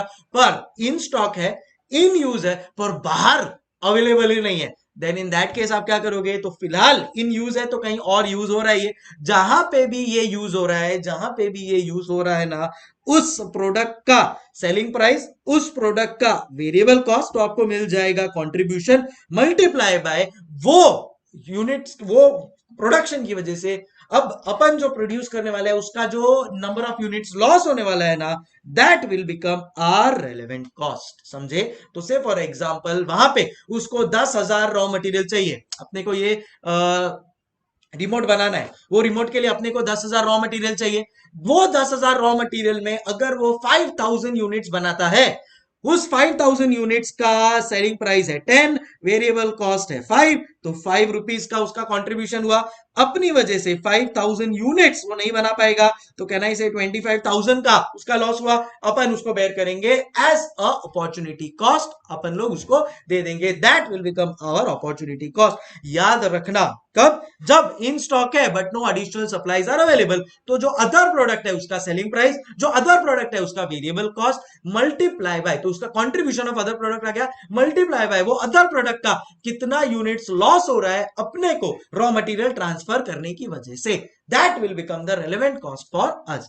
M4 हो सकता है आपका इन स्टॉक टॉक्सिक मटेरियल हो तो जो डिस्पोजल कॉस्ट है वो अपने लिए रेलेवेंट रेवेन्यू बन जाएगा, वो अपने लिए रेलेवेंट रेवेन्यू बन जाएगा। मशीनरी में दो बातें हो सकती है, या तो वो इन यूज है या नॉट इन यूज है। इन यूज हुआ तो difference of replacement cost, not in use हुआ तो difference of realisable value. Labour में दो बातें हो सकती है, स्किल्ड अनस्किल्ड। समझो स्किल्ड वो लोग ने दिया है already engaged in meeting demand, so can I से कैजुअल प्लस बिजी हो गया, तो उसका क्या होता है, relevant cost casual plus busy का cost to be incurred plus opportunity cost. So जो भी आपका कॉस्ट टू बी इंकर्ड होगा वो आर्ली रेट ऑफ लेबर होगा plus contribution lost on account of losing other product. ये contribution lost on account of losing other product कैसे होता है, total hours required multiply by contribution per unit divide by hours per unit. कोई भी sum में आप इसको apply करो you will get the answer. Unskilled है और वो अनस्किल्ड लेबरर का अपने पास एक्सेस कैपेसिटी अवेलेबल है, then can I say permanent idle, relevant cost हो जाएगा उसका nil. Supervisory cost will remain whether or not contract is accepted, तो वो इरेलेवेंट हो गया, भाई कॉन्ट्रैक्ट एक्सेप्ट करो या ना करो वो कॉस्ट उतना ही रहने वाला है, तो इरेलेवेंट कॉस्ट जैसा cost is not does not change with change in decision making, तो सुपरवाइजरी कॉस्ट नील। अगर only 2 of them can replace other position where salary is 90,000 if contract is accepted, then in that case वो relevant cost जो other position का salary है वो relevant cost बन जाएगा, क्योंकि project की वजह से 90,000 extra incur हो रहा है। Foreman can work on another contract presently operated by semi skilled labor।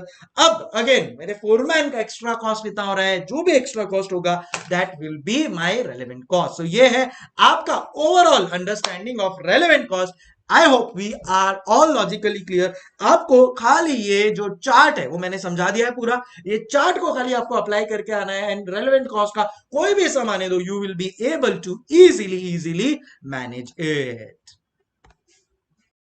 चलो next in line is limiting factor. फटाफट से उसका एक शॉर्ट में डेरिवेशन समझ लेते हैं, सो दैट फॉर्मूला उसको लर्न नहीं करना पड़ेगा, automatically it will be derived. कैसे देखो, अगर समझो मेरे को एक आउटपुट बनाना है, एक छोटा सा मैंने एग्जांपल लिया है, यहाँ पे मेरे पास दो प्रोडक्ट्स है, एक है प्रोडक्ट ए, एक है प्रोडक्ट बी। प्रोडक्ट ए का सेलिंग प्राइस है 300, प्रोडक्ट ए का वेरिएबल कॉस्ट, दो वेरिएबल कॉस्ट है मेरे पास, एक है रॉ मटेरियल। रॉ मटेरियल एक ए बनाने के लिए, एक ए बनाने के लिए 10 रॉ मटेरियल चाहिए एट द रेट 10 पर रॉ मटेरियल, तो टोटल 100 रुपीज रॉ मटेरियल का कॉस्ट लग रहा है मेरे को ए बनाने के लिए। एंड बी बनाने के लिए 4 रॉ मटेरियल चाहिए एट द रेट 10 पर रॉ मटेरियल, तो 40 रुपए लग रहा है मेरा रॉ मटेरियल के लिए। लेबर के लिए दोनों का कॉस्ट है 60 एंड 160 रिस्पेक्टिवली। सो मैंने देखा कि मेरा प्रोडक्ट ए का कॉन्ट्रीब्यूशन आ रहा है रुपीज 140 एंड प्रोडक्ट बी का कॉन्ट्रीब्यूशन आ रहा है रुपीज 100। आप मुझे बताओ सेंसिबली आप कौन सा, अगर आपके पास ऑप्शन है बस एक ही बना सकते हो आप, तो आप कौन सा बनाओगे, प्रोडक्ट ए या product B? The obvious answer is sir we will make product A, because product A में ज्यादा कंट्रीब्यूशन पर यूनिट मिल रहा है, definitely we should go ahead with product A. सीधी सी बात है, यस सर। अब keeping the same example alive, देखो selling price 300, raw material 140, labour 60, 160, contribution per unit 140, 100, everything is same as it is. खाली मैंने एक ऊपर का लाइन चेंज कर दिया है एंड यहां पे मैंने लिखा है if total raw material is restricted to 100 raw material, मतलब टोटल मेरी कंपनी में, मेरी फैक्ट्री में, पूरी दुनिया में खाली 100 ही रॉ मटेरियल है अगर, देन इन दैट केस आप मुझे बताइए आप कौन सा प्रोडक्ट बनाएंगे, प्रोडक्ट ए या प्रोडक्ट बी? आपके पास बनाने के लिए खाली एक ही प्रोडक्ट है, आप कौन सा बनाओगे, प्रोडक्ट ए या प्रोडक्ट बी? रिस्ट्रिक्शन है रॉ मटेरियल का, क्योंकि टोटल रॉ मटेरियल खाली 100 है। अब आप सोचना चालू करोगे ए भाई अगर खाली 100 रॉ मटेरियल ही है तो प्रोडक्ट ए कितना बना पाएंगे? तो इमीडिएटली मैं बोलूंगा भाई सुनो, एक ए बनाने के लिए 10 रॉ मटेरियल लगता है, तो अगर 100 रॉ मटेरियल है मेरे पास तो कैन आई से 100 रॉ मटेरियल डिवाइड बाय 10, मतलब कैन आई से 10 यूनिट्स ही बना पाऊंगा मैं, किसका, प्रोडक्ट ए का। यही अगर मैं प्रोडक्ट बी की बात करूं तो अगेन 100 रॉ मटेरियल है और एक यूनिट के लिए 4 रॉ मटेरियल चाहिए, तो कैन आई से 25 यूनिट्स बना पाऊंगा मैं बी का। टोटल कॉन्ट्रीब्यूशन कितना आया, 1400 and 2500। Same information as it is, same information है, फिर भी देखो अब मेरा डिसीजन बोल रहा है कि बॉस प्रोडक्ट बी बनाना चाहिए on priority and second rank जाता है प्रोडक्ट ए को। क्यों हुआ ऐसा?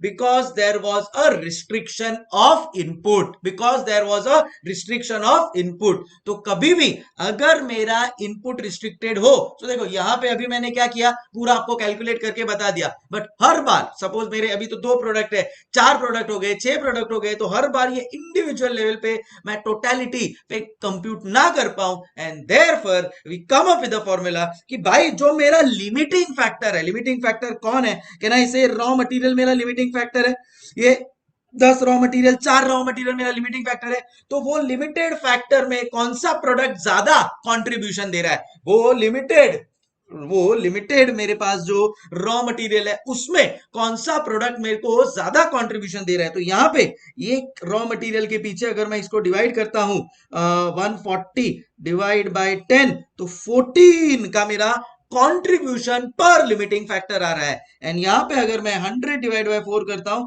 Then it is 25। सो बोलो 14 बेटर है या 25? डेफिनेटली 25 बेटर है। क्यों? क्योंकि मैंने यहां पे कंट्रीब्यूशन पर लिमिटिंग फैक्टर फाइंड कर लिया। क्यों मैंने पर लिमिटिंग फैक्टर फाइंड किया? क्यों? क्योंकि मेरा वो इनपुट, वो लिमिटिंग फैक्टर, वो रॉ मटेरियल रिस्ट्रिक्टेड है। तो जब भी कोई raw material, labour, machine hours, labour hours अगर रिस्ट्रिक्टेड हो, always use the concept of limiting factor, जहां पे आप क्या करोगे, कंट्रीब्यूशन पर यूनिट फाइंड करोगे, limiting factor per unit, limiting factor per unit. जैसे यहां पे एक यूनिट बनाने के लिए आपको कितना रॉ मटेरियल लग रहा है, कैन आई से 10 रॉ मटेरियल लग रहा है, तो लिमिटिंग फैक्टर पर यूनिट, एक यूनिट के लिए कितना लिमिटिंग फैक्टर, मतलब कितना मेरे को रॉ मटेरियल लग रहा है, 10 यूनिट्स, यहाँ पे 4 यूनिट, सो 100 डिवाइड बाय 4 किया, contribution per unit divide by limiting factor per unit. It can be raw material, labour, machine hours और it can be anything else. I hope clear हो गया होगा। so, यहाँ पे आओ फटाफट, देखो की factors that limit the activities of N undertaking and limitation on input puts restriction on output. इसलिए आपको डिसीजन मेकिंग थोड़े डिफरेंट वे से करना पड़ता है। बाकी क्वेश्चन तो दोनों सेम ही थे ना, बट कैसे मेरा थॉट प्रोसेस चेंज हो गया, I hope you got the reason. कैसे अपने को डिसीजन लेना बेटा, limiting factor is equal to contribution per unit divide by limiting factor per unit. So I hope we are absolutely clear with this part. Next है मेरा cost indifference point. देखो अभी cost indifference point के लिए कैसे दिमाग लगाना है, आओ मैं आपको बता दूं। मस्त वाला एग्जांपल लिया है। समझो मेरे को कंफ्यूजन है, मशीन ए खरीदूं या मशीन बी। आप मुझे बताओ कौन सा खरीदना चाहिए। अगर मैं मशीन ए का देखता हूं तो उसका वेरिएबल कॉस्ट, मतलब अगर मैं एक भी यूनिट बना रहा हूं ना मशीन ए से, देन इन दैट केस वो यूनिट बनाने का 3 रुपए का मेरा वेरिएबल कॉस्ट लगेगा एंड 30 रुपीज का मेरा फिक्स कॉस्ट लगेगा। मशीन बी अगर मैं लेता हूं, देन इन दैट केस उस मशीन बी से अगर मुझे कोई प्रोडक्ट बनाना है तो 5 रुपए का वेरिएबल कॉस्ट लगेगा और 50,000 का फिक्स कॉस्ट लगेगा। आप मुझे बताओ मशीन ए खरीदना चाहिए या मशीन बी। डेफिनेटली मेरे को खरीदना चाहिए मशीन ए। कितना इजी है, इसके लिए कोई चार्टर्ड अकाउंटेंट की भी जरूरत नहीं है। मतलब एक होता है ना concept, theory of dominance. So machine A is dominating machine B क्योंकि उसका वेरिएबल कॉस्ट भी कम है, उसका फिक्स कॉस्ट भी कम है। बहुत इजी हो गया लाइफ। Yes sir. आते हैं मेरे सेकंड एग्जांपल के ऊपर। सेकंड एग्जांपल में मशीन ए 10 रुपया है वेरिएबल कॉस्ट, 8 रुपया है वेरिएबल कॉस्ट मशीन बी का। 10 लाख रुपीज का फिक्स कॉस्ट है मशीन ए का, 8 लाख रुपीज का फिक्स कॉस्ट है मशीन बी का। अब अगेन यहाँ पे मैं ध्यान से देखता हूं तो कैन आई से मशीन बी मेरा यार वेरिएबल कॉस्ट भी सबसे कम है और फिक्स कॉस्ट भी उसका सबसे कम है। डेफिनेटली सर मशीन बी के लिए जाना चाहिए। बट ये तो हुए एकदम बेस्ट लाइफ सिचुएशन। सपोज आप यहाँ पे आके अटक गए, जैसे कि मशीन बी आपको यहाँ पे दिख रहा है, machine A and machine B example number 3 में आपको यहाँ पे दिख रहा है। एक का वेरिएबल कॉस्ट कम है तो दूसरे का फिक्स्ड कॉस्ट कम है। मशीन ए का variable cost is 6 but machine B का variable cost is 8। Machine A का fixed cost is 80,000 but machine B का फिक्स्ड कॉस्ट इज ओनली ₹60,000। अब आप मुझे बताओ कौन सा चूज करूं। आप बोलोगे सर मशीन ए चूज करो, क्यों भाई? अगर मशीन ए चूज करता हूं देन इन दैट केस उसका फिक्स कॉस्ट ज्यादा है। आप बोलोगे मशीन बी चूज करो, मैं बोलता हूं क्यों भाई? मशीन बी चूज करता हूं तो उसका वेरिएबल कॉस्ट ज्यादा है। इन सच सिचुएशंस जहां पे there is no clarity of thought, मतलब अगर एक का वेरिएबल कॉस्ट ज्यादा है तो दूसरे का फिक्स कॉस्ट ज्यादा है, ऐसे सिचुएशन में आपको यूज करना पड़ता है concept of cost in difference point. इसका मतलब इन दोनों मशीन में एक पॉइंट ऐसा होगा, इन दोनों मशीन में एक पॉइंट ऐसा होगा जिसको बोलते हैं कॉस्ट इन डिफरेंस पॉइंट, जहां पे आप मशीन ए खरीदो या मशीन बी खरीदो, it will give you same total cost. तो मतलब total cost of machine A will be equal to total cost of machine A. तो ऐसा कौन से सिचुएशन में होगा अपने को नहीं पता है। दैट सिचुएशन उसको अपन लोग अज्यूम करते हैं कि suppose X number of units अपन ने बनाया, देन इन दैट केस आप ए लो या बी लो आपको सेम मिलेगा टोटल कॉस्ट। तो टोटल कॉस्ट क्या होता है? कैन आई से variable cost multiply by X plus fix cost जो लगने वाला है, एंड यहां पे मेरा आ जाएगा in case of B variable cost of sorry ये variable cost of A multiply by X, यहां पे variable cost of B multiply by X plus fixed cost of B and यहां पे फिक्स्ड कॉस्ट ऑफ ए बराबर। Can I से मैं x को common में ले लूंगा, so variable cost of A into X minus variable cost of b into x is equal to fixed cost of b minus fixed cost of a बराबर। Can I से x को मैंने अगर common ले लिया तो fixed cost of b minus fixed cost of a upon variable cost of a minus variable cost of b and hence proved के ये जो x आया है ना वो एक ऐसा पॉइंट है जहां पे मैं मशीन A चूज करूं या मशीन B चूज करूं, आई एम इनडिफरेंट, मुझे दोनों का टोटल कॉस्ट सेम ही आएगा, जिसको अपन लोग ने फॉर्मूला के थ्रू डिराइव किया, difference of fixed cost upon difference of variable cost. अब मेन क्या है पता है क्या? इससे अपने को क्या कंक्लूजन निकालना है? अपने को इसे कंक्लूजन ये निकला कि भाई मेरा जो कॉस्ट इन डिफरेंस पॉइंट है, एटलीस्ट ये एक पॉइंट है क्या, difference of fixed cost, everybody difference of fixed cost upon difference of variable cost. ये जो मेरा पॉइंट है ना कॉस्ट इन डिफरेंस पॉइंट, यहां पे मैं ए बनाऊं या बी बनाऊं, कैन आई से total cost is same, I am indifferent, I am indifferent. But अब डिसीजन मेकिंग के लिए कॉस्ट इंडिफरेंस पॉइंट कैसे काम आएगा, अब मैं आपको बताता हूं। अगर मेरा जो प्रोडक्शन है, अगर जो मेरा प्रोडक्शन है equal to cost indifference point हुआ, तो मुझे पता चल गया टोटल कॉस्ट इज सेम। अगर मेरा production is greater than cost indifference point, again अगर मेरा प्रोडक्शन ग्रेटर है कॉस्ट इंडिफरेंस पॉइंट से, तो फिर मैं कौन सा चूज करूंगा पता है, जिसका fixed cost is higher. Sir एफा क्यों, एफा इसके लिए बिकॉज ज्यादा प्रोडक्शन है, तो जिसका फिक्स्ड कॉस्ट ज्यादा है उसको वो बेटर वे में अब्सॉर्ब कर पाएगा। बिकॉज अगर मालूम पड़ा मेरा प्रोडक्शन कम है और फिक्स्ड कॉस्ट भी ज्यादा है, बहुत ज्यादा अगर फिक्स्ड कॉस्ट हुआ तो वो इतने ज्यादा प्रोड्यूस्ड यूनिट्स में डिवाइड ही नहीं हो पाएगा, and therefore it will not result in a beneficial situation. So याद रखना, production is greater than cost indifference point हुआ ना, देन इन दैट केस कौन सा ऑप्शन चूज करना है, जिसका fixed cost is higher. And अगर मेरा production is less than cost indifference point हुआ ना, देन इन दैट केस कौन सा चूज करना है, जिसका फिक्स्ड कॉस्ट इज लोअर। आप दुनिया के कोई भी सिचुएशन में जाओ एंड ये वाला चीज देख लो, you will get the answer. तो समझ में आ गया, देखो लॉजिकली अपन ने डिराइव भी कर दिया है बॉस, लॉजिकली अपन लोग ने समझ भी लिया है कि कौन से सिचुएशन में कॉस्ट इंडिफरेंस पॉइंट अपने को यूज करना है।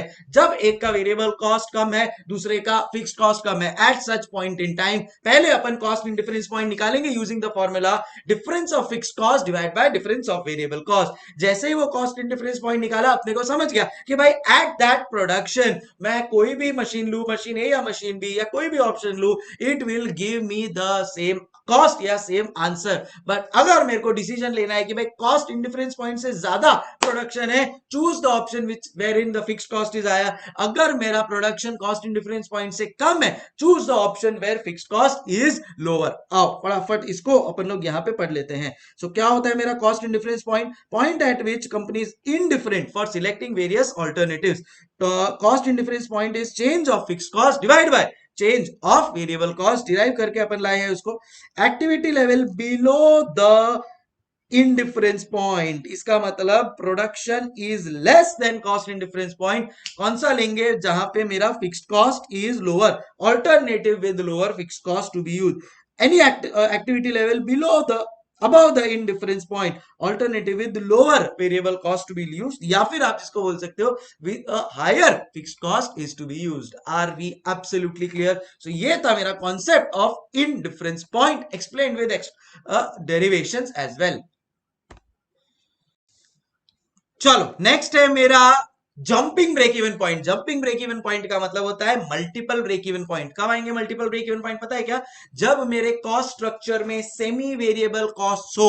अगर मेरे कॉस्ट स्ट्रक्चर में सेमी वेरिएबल कॉस्ट है ना, तो मल्टीपल ब्रेक इवन पॉइंट आएंगे। देखो सिंपल ब्रेक इवन पॉइंट अपन लोग ने अभी थोड़ी देर पहले पढ़ा था, क्या पढ़ा था अपन लोग ने, सिंपल ब्रेक इवन पॉइंट क्या होता है, contribution required to recover the fixed cost. जैसे ही मेरा फिक्स्ड कॉस्ट रिकवर हो गया तो मैं ब्रेक इवन पे आ गया भाई, नो प्रॉफिट नो लॉस, अब मेरे को टेंशन नहीं है, इससे ज्यादा जो भी प्रोडक्शन किया उससे मैं मार्जिन ऑफ सेफ्टी पे ही रहूंगा।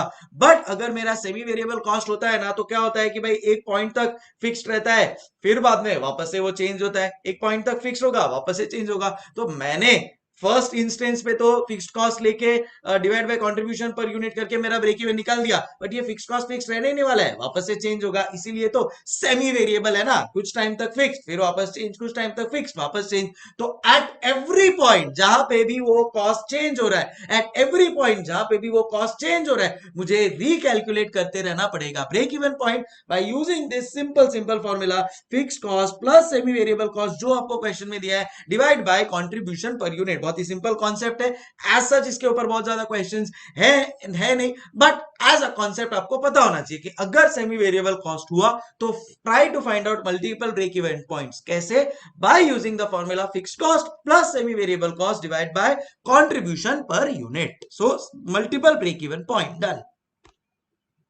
नेक्स्ट है मेरा shut down point, very very important concept, specially Covid corona के बाद काफी सारी कंपनीज को ये फेस करना पड़ा है।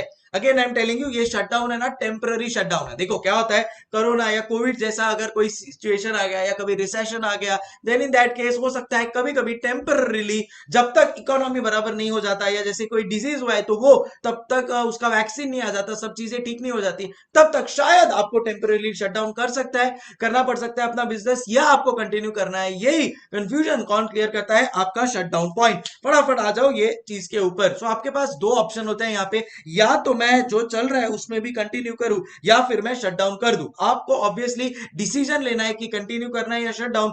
आपको अपना ब्रेन्स यूज करना पड़ेगा, ऐसे ही लॉजिकली नहीं बोल, ऐसे ही नहीं बोल सकते चल ना मेरा मन नहीं है शट डाउन कर देता हूं। No, you have to use your financial brains. तो आओ दो सिचुएशन देखते हैं। अगर मैंने कंटिन्यू किया देन इन दैट केस मुझे 4 रुपए का कंट्रीब्यूशन मिल रहा है एंड 1,75,000 रुपीज मेरा फिक्स्ड कॉस्ट इंकर हो रहा है। अगर मैं शट डाउन कर देता हूं तो भी, देखो शट डाउन करता हूं तो भी कुछ बेयर मिनिमम जो फिक्स्ड कॉस्ट होता है वो कई बार इंकर होता है एंड फिर उसको वापस से रीओपन करना पड़ता है शट डाउन के बाद, तो उसके कुछ अलग से फिक्स्ड कॉस्ट लग जाते हैं।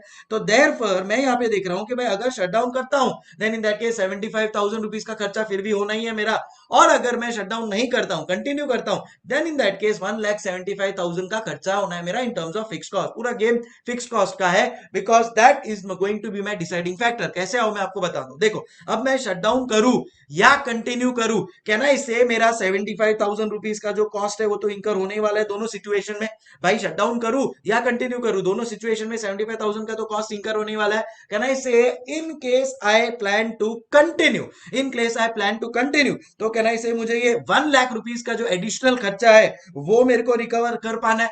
अगर ये 1 लाख रुपए का खर्चा मैं रिकवर कर पाया देन इन दैट केस मैं कंटिन्यू कर सकता हूं, क्योंकि अगर ये 1 लाख जो डिफरेंस है, जो एक्स्ट्रा मेरा यहाँ पे कंटिन्यू करने में जो 1 लाख रुपए मेरा एक्स्ट्रा लग रहा है, that extra 1 lakh rupees, that extra 1 lakh rupees is to be recovered. वो रिकवर हो गया फिर बाद में तो मैं एडिशनल 4-4 रुपया हर एक्स्ट्रा यूनिट पे कमाते ही जाऊंगा। तो वो 1 लाख एक्स्ट्रा रिकवर करने के लिए कहां से रिकवर करूंगा मैं, सीधी सी बात है कंट्रीब्यूशन पर यूनिट से रिकवर होगा। सो in short 25,000 units in our example is our shutdown point, is our shutdown point। मतलब अगर मैंने 25,000 यूनिट्स किया, प्रोड्यूस किया, तो मैं शट डाउन करूं या कंटिन्यू करूं मेरे लिए एक ही बात है, मेरे लिए एक ही कॉस्ट आएगा। बट अगर मैं शटडाउन पॉइंट से ग्रेटर प्रोडक्शन करता हूं, अगर मैं शटडाउन पॉइंट से ग्रेटर ज्यादा प्रोडक्शन करता हूं देन इन दैट केस मेरे को वो सिचुएशन चूज करना चाहिए जिसका हायर फिक्स्ड कॉस्ट है, एंड हायर फिक्स्ड कॉस्ट किसका है, कंटिन्यू वाले डिसीजन का। और अगर मैं शटडाउन पॉइंट से लेसर प्रोडक्शन करता हूं देन इन दैट केस वो चूज करना चाहिए जिससे मेरा कम फिक्स्ड कॉस्ट है, एंड दैट इज मेरे को शट डाउन कर देना चाहिए। एंड कैन आई से शट डाउन पॉइंट पे तो मैं एब्सोल्युटली इंडिफरेंट हूं, शट डाउन पॉइंट पे तो मैं कुछ भी करूं कोई फर्क नहीं पड़ता। तो शट डाउन पॉइंट पे मैं क्या हूं, आई am indifferent at the shut down point. So decider कौन था, डिसाइडर था मेरा ये फिक्स्ड कॉस्ट। तो फॉर्मूला क्या आएगा बॉस, सबसे इंपॉर्टेंट चीज, फॉर्मूला क्या आएगा शट डाउन पॉइंट का, शट डाउन पॉइंट का फॉर्मूला है कि मैं अगर कंटिन्यू करता हूं तो मेरा फिक्स्ड कॉस्ट कितना है, सो present fixed cost if I continue less less less less. दूसरा ऑप्शन क्या है, मैं अगर शट डाउन कर दूं तो फिर भी मेरे को कितना फिक्स्ड कॉस्ट लगने वाला है, so less fixed cost if I shut down, अगर शट डाउन किया तो कितना होने वाला है, divide by contribution per unit ले लो, या अगर पीवी रेशियो दिया है तो वो ले लो, you will get the shut down point. Shut down point मतलब ऐसा पॉइंट जहां पे मैं कंटिन्यू करूं या शट डाउन करूं मुझे ओवरऑल कोई फर्क नहीं पड़ने वाला है, it is going to give me same amount of loss, loss तो दोनों में होने वाला है but same amount of loss होगा। बट अगर मेरे को शट डाउन पॉइंट से ज्यादा का प्रोडक्शन एंड सेल्स का उम्मीद है, यहाँ पे मेरे को लिखना चाहिए सेल्स, ज्यादा सेल्स का उम्मीद है, then in that case I should continue. Shut down point से कम अगर मुझे लग रहा है देन इन दैट केस, अगर मुझे लग रहा है कि भाई लेसर सेल्स होगा in case shut down point से, देन इन दैट केस मेरे को शट डाउन कर देना चाहिए। I hope we are absolutely clear. चलो आओ फटाफट देख लेते हैं यहाँ पे डिसीजन टू शट डाउन और कंटिन्यू, यही लेना है अपने को। Level of activity at which operating loss equal to fixed cost if plant is shut down. तो मैंने बोला ना कि यहाँ पे शट डाउन पॉइंट एक ऐसा है जहां पे मेरा operating loss in case I continue और if I shut down is equal shut down point means point at which management would be indifferent to shut down और कंटिन्यू। फॉर्मूला क्या आएगा? Present fixed cost minus, okay, present fixed cost minus fixed cost if plant is shut down divide by PV ratio कर लो या contribution कर लो, एक ही बात है। If actual sales equal to shutdown point तो आई एम इनडिफरेंट। अगर एक्चुअल सेल्स से ज्यादा है, शटडाउन पॉइंट से ज्यादा आप सेल कर पा रहे हो तो कंटिन्यू करोगे भाई, और अगर कम कर रहे हो then in that case shut down कर दोगे। ये है आपका shutdown point. I hope we are absolutely clear.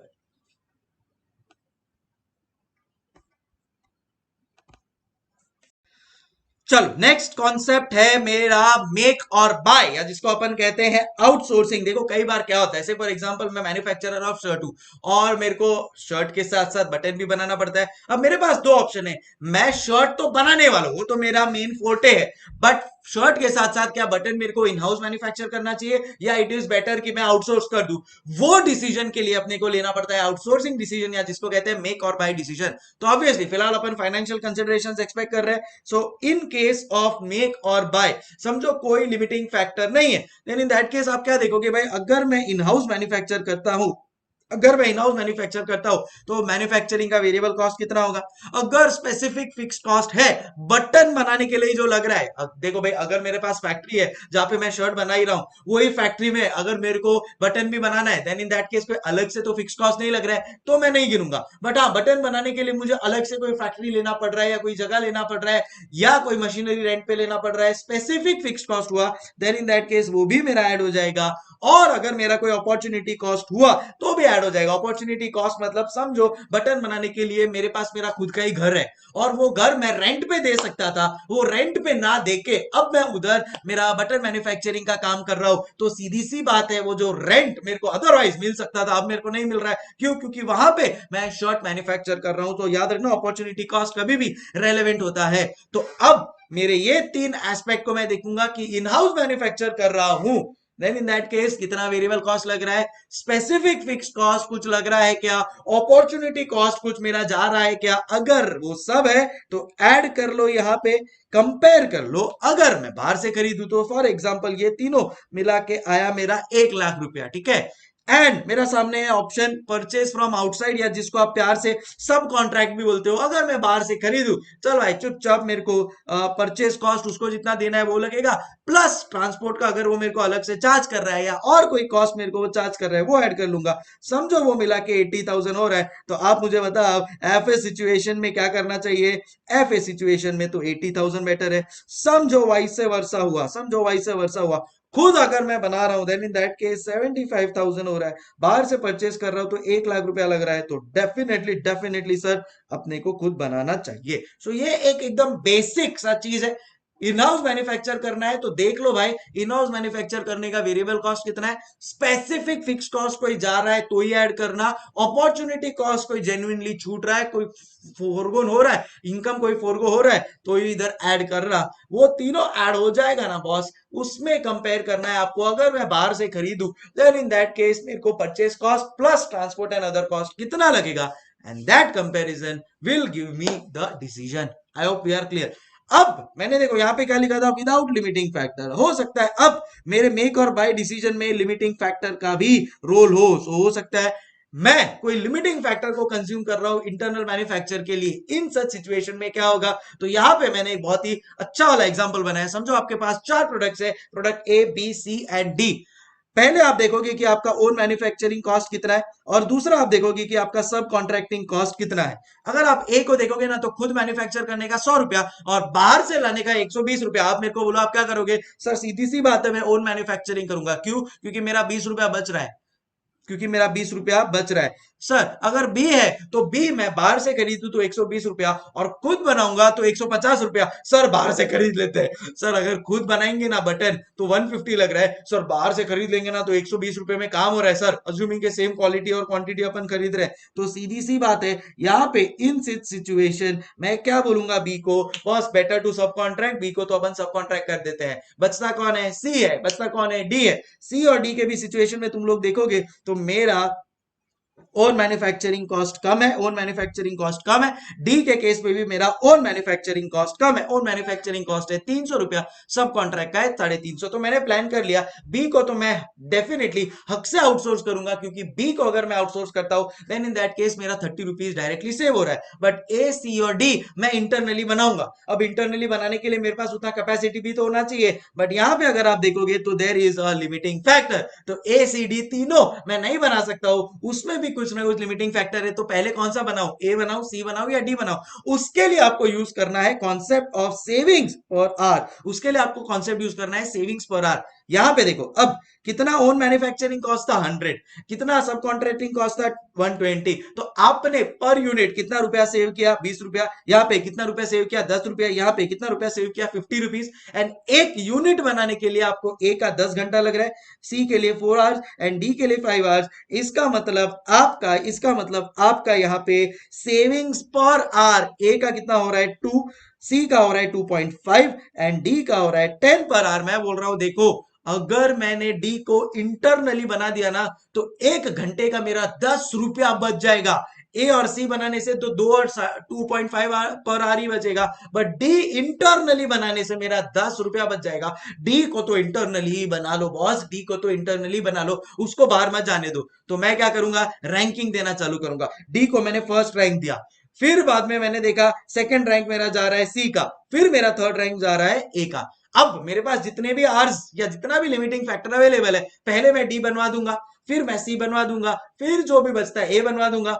अब उसके बाद जो ए का बच रहा है वो मैं आउटसोर्स कर दूंगा। Are we clear everybody? So higher the savings per R, savings per R मतलब savings per limiting factor, better it is to produce in house, क्योंकि उतना मेरा बेनिफिट हो जाएगा। अगर डी मेरा बाहर चले गया ना तो 10 पर आर का मेरा सेविंग उतना कॉस्ट में बदल जाएगा। So please try and understand that. And यहाँ पे एक बहुत ही मैंने क्रूशियल लाइन लिखा है, produce as much possible in house based on ranking. तो फर्स्ट रैंक के हिसाब से पहले मैं डी बना दूंगा, फिर मैं सी बना दूंगा, फिर मैं ए बना दूंगा। ए अगर मैं पूरा नहीं बना पाया, ये लिमिटिंग फैक्टर है, तो जितना नहीं बना पाया फिर बाकी का उतना मैं आउटसोर्स कर दूंगा। तो अगर मेक और बाय का डिसीजन लेना है और उसमें इंक्लूडिंग लिमिटिंग फैक्टर का भी कॉन्सेप्ट है, then this is how it work. So ये दो मेजर चीजें जो आपको समझनी है, इसी के ऊपर क्वेश्चन आएगा and you have to answer it. ICI ने कुछ थोड़ा फॉर्मूला ओरिएंटेड करके इसको देने की कोशिश की है। तो अगर आप आईसीआई का मॉड्यूल खोलोगे ना तो आपको ये दिखेगा, जो मैं ऑलरेडी एक्सप्लेन कर चुका हूं, बट स्टिल यहां पे भी मैंने एक एग्जांपल के फॉर्म में उसको कन्वर्ट कर दिया, so it becomes easy for you. अगर समझो आप इन हाउस बनाते हो और दूसरा ऑप्शन है आपके पास आउटसोर्स। अगर आप आउटसोर्स करते हो देन इन दैट केस आपको 1 लाख रुपया लग रहा है, और अगर आउटसोर्स किया आपने तो आपको सेविंग्स हो रहा है 65,000 का, 25,000 का समझो आपको रेंट मिलेगा। मतलब इसका मतलब सिंपल है कि बॉस मैं अगर आउटसोर्स कर रहा हूं तो 1 लाख रुपए का मेरा कॉस्ट है और 90,000 रुपीज का मेरा सेविंग्स है। तो क्या ज्यादा है, कैन आई से इस सिचुएशन में मेरा आउटसोर्स करता हूं देन इन दैट केस मेरा कॉस्ट ज्यादा लग रहा है तो मैं आउटसोर्सिंग नहीं करूंगा। सो क्या देखना है इसमें, incremental cost savings. Incremental cost savings मतलब अवॉइडेबल फिक्स कॉस्ट हुआ, वेरिएबल कॉस्ट हुआ, वो मेरा कितना सेव हो रहा है अगर मैं आउटसोर्स करता हूं तो, प्लस मेरा अपॉर्चुनिटी कॉस्ट का मेरे को क्या बेनिफिट मिल रहा है अगर मैं आउटसोर्स करता हूं तो, that is compared with outsourcing cost. Outsourcing cost मेरा कितना है, यहाँ पे 1 लाख रुपए का है, मेरा सेविंग्स है खाली 90,000 का, बॉस आउटसोर्सिंग को रिजेक्ट कर दो। इसी का ऑपोजिट देखो, इंक्रीमेंटल कॉस्ट सेविंग है मेरा 65,000, अपॉर्चुनिटी कॉस्ट सेविंग है मेरा 25,000, तो टोटल मेरा 90,000 का सेविंग हो जाएगा अगर मैं आउटसोर्स करता हूं तो मुझे खाली 80,000 रुपीज का खर्चा करना पड़ेगा, तो इट इज बेटर कि मैं आउटसोर्स कर दूं। तो क्या करूंगा, आउटसोर्स कर दूंगा तो 80,000 रुपए का खर्चा हुआ और 90,000 रुपए का मैं इधर इंटरनली कुछ ना कुछ इसका सेविंग कर लूंगा, रेंट सेविंग हो जाएगा, बेनिफिट हो जाएगा। Boss accept outsourcing. सो अगर incremental cost saving plus opportunity cost is greater than incremental cost, then in that case क्या करोगे आप, you will accept outsourcing. Practically आपको सॉल्व कैसे करना है, आइदर यूजिंग दिस मेथड और यूजिंग दिस मेथड। इंस्टीट्यूट ने ये जो दोनों मेथड आपको मैंने बताए थे ना, अभी एक्सप्लेन किया ना, उसी को एक ऐसा फॉर्मूला इसमें डाल के वो लोग ने बता दिया है। डायरेक्टली आप इसको फॉर्मेट ये यूज करो, कोई प्रॉब्लम नहीं है। आओ अपने मॉड्यूल का लैंग्वेज या इंस्टीट्यूट का जो लैंग्वेज मैंने यूज किया पूरे बुक में उसको देख लेते हैं। So whether continue making a product और बाइंग फ्रॉम एक्सटर्नल फर्म, ये आपको आउटसोर्सिंग और बाय में डिसाइड करना होता है। Outsourcing requires incremental analysis. क्या ये एक रिड्यूस कॉस्ट कहां पे हो रहा है, सप्लायर एफिशिएंसी का कुछ बेनिफिट मिल रहा है क्या, हो सकता है बटन वहां पे बेटर मिलता हो, कम प्राइस में मिलता हो, बेटर क्वालिटी का भी मिलता हो, तो उस हिसाब से मेरे को डिसीजन लेना पड़ेगा। एक्सेप्ट और रिजेक्ट का यहाँ पे incremental cost saving plus opportunity cost अगर लेस देन इंक्रीमेंटल कॉस्ट हुआ तो रिजेक्ट आउटसोर्सिंग। यहाँ पे आप लिख सकते हो इन सच सिचुएशन आप क्या करोगे, reject outsourcing. and second situation you will accept outsourcing. I hope we are absolutely clear. So ये reject और accept के लिए मैंने यहाँ पे ये चीज लिखवा दिया so that you have no worries whatsoever. When should a company outsource? ये बहुत इंपॉर्टेंट पॉइंट है। कंपनी को कब आउटसोर्स करना चाहिए, मतलब मैं शर्ट मैन्युफैक्चर कर रहा हूं, मेरे को बटन मैन्युफैक्चरिंग कब आउटसोर्स करना चाहिए, अगर सस्ते में मिल रहा हो तो it cost less than to manufacture, या फिर मेरे को लग रहा है कि यार बटन मैन्युफैक्चर करने में कोई मेरे को बहुत ज्यादा रिटर्न ऑन इन्वेस्टमेंट नहीं है, मतलब ऐसा नहीं है कि चलो बटन मैन्युफैक्चर कर रहा हूं तो मेरे शर्ट के लिए भी यूज हो रहा है और मैं उसको बाहर बेच भी पा रहा हूं, बाहर बटन का कोई मार्केट ही नहीं है, then in that case again return on investment to manufacture is not attractive enough. Company does not have requisite skilled manpower, तो वापस लेबर के झंझट में पड़ना पड़ेगा, उतना मेरे पास स्किल्ड मैन पावर भी होना चाहिए, तो वो इशू है। तो अगेन इट इज बेटर कि मैं आउटसोर्स कर दूं। Manufacturing internally will mean additional labour problem, skilled man power भी लाओ, लेबर प्रॉब्लम भी साइन करो, उससे अच्छा है कि मैं आउटसोर्स कर दूं। एडिक्वेट मैनेजरियल मैन पावर नहीं है, उससे अच्छा मैं आउटसोर्स कर दूं। सीजनल डिमांड, इसकी वजह से मेरा रिस्क बढ़ जाता है। अब देखो मैं तो मेन मैन्युफैक्चरर हूँ शर्ट का, अब ये बटन्स का फॉर एग्जांपल सीजनल डिमांड है या कुछ भरोसा नहीं है, then in that case it is better outsource करूं। भाई मेरे को जब चाहिए तब आउटसोर्स करके मंगवा दिया, जब नहीं चाहिए तो टेंशन ही नहीं, अदरवाइज मुझे पूरे साल भर उसका टेंशन लेके चलना पड़ेगा क्योंकि सीजनल डिमांड वैसा। फिर है ट्रांसपोर्ट एंड अदर इंफ्रास्ट्रक्चर्स भी एडिक्वेटली अवेलेबल है, अगर मेरे को चाहिए इन दैट केस इजीली मेरे को मिल सकता है। Process of making is confidential और प्रोटेक्टेड, हो सकता है कि मेरे को बनाना ही ना आता हो, कुछ स्पेसिफिक बटन हो जिसके मेरे पास पेटेंट नहीं है तो मैं वो बना ही नहीं पाऊंगा, इन दैट केस बेटर है ना भाई आउटसोर्स कर दो, जिसके पास पेटेंट है तू बना के मेरे को भेज दे।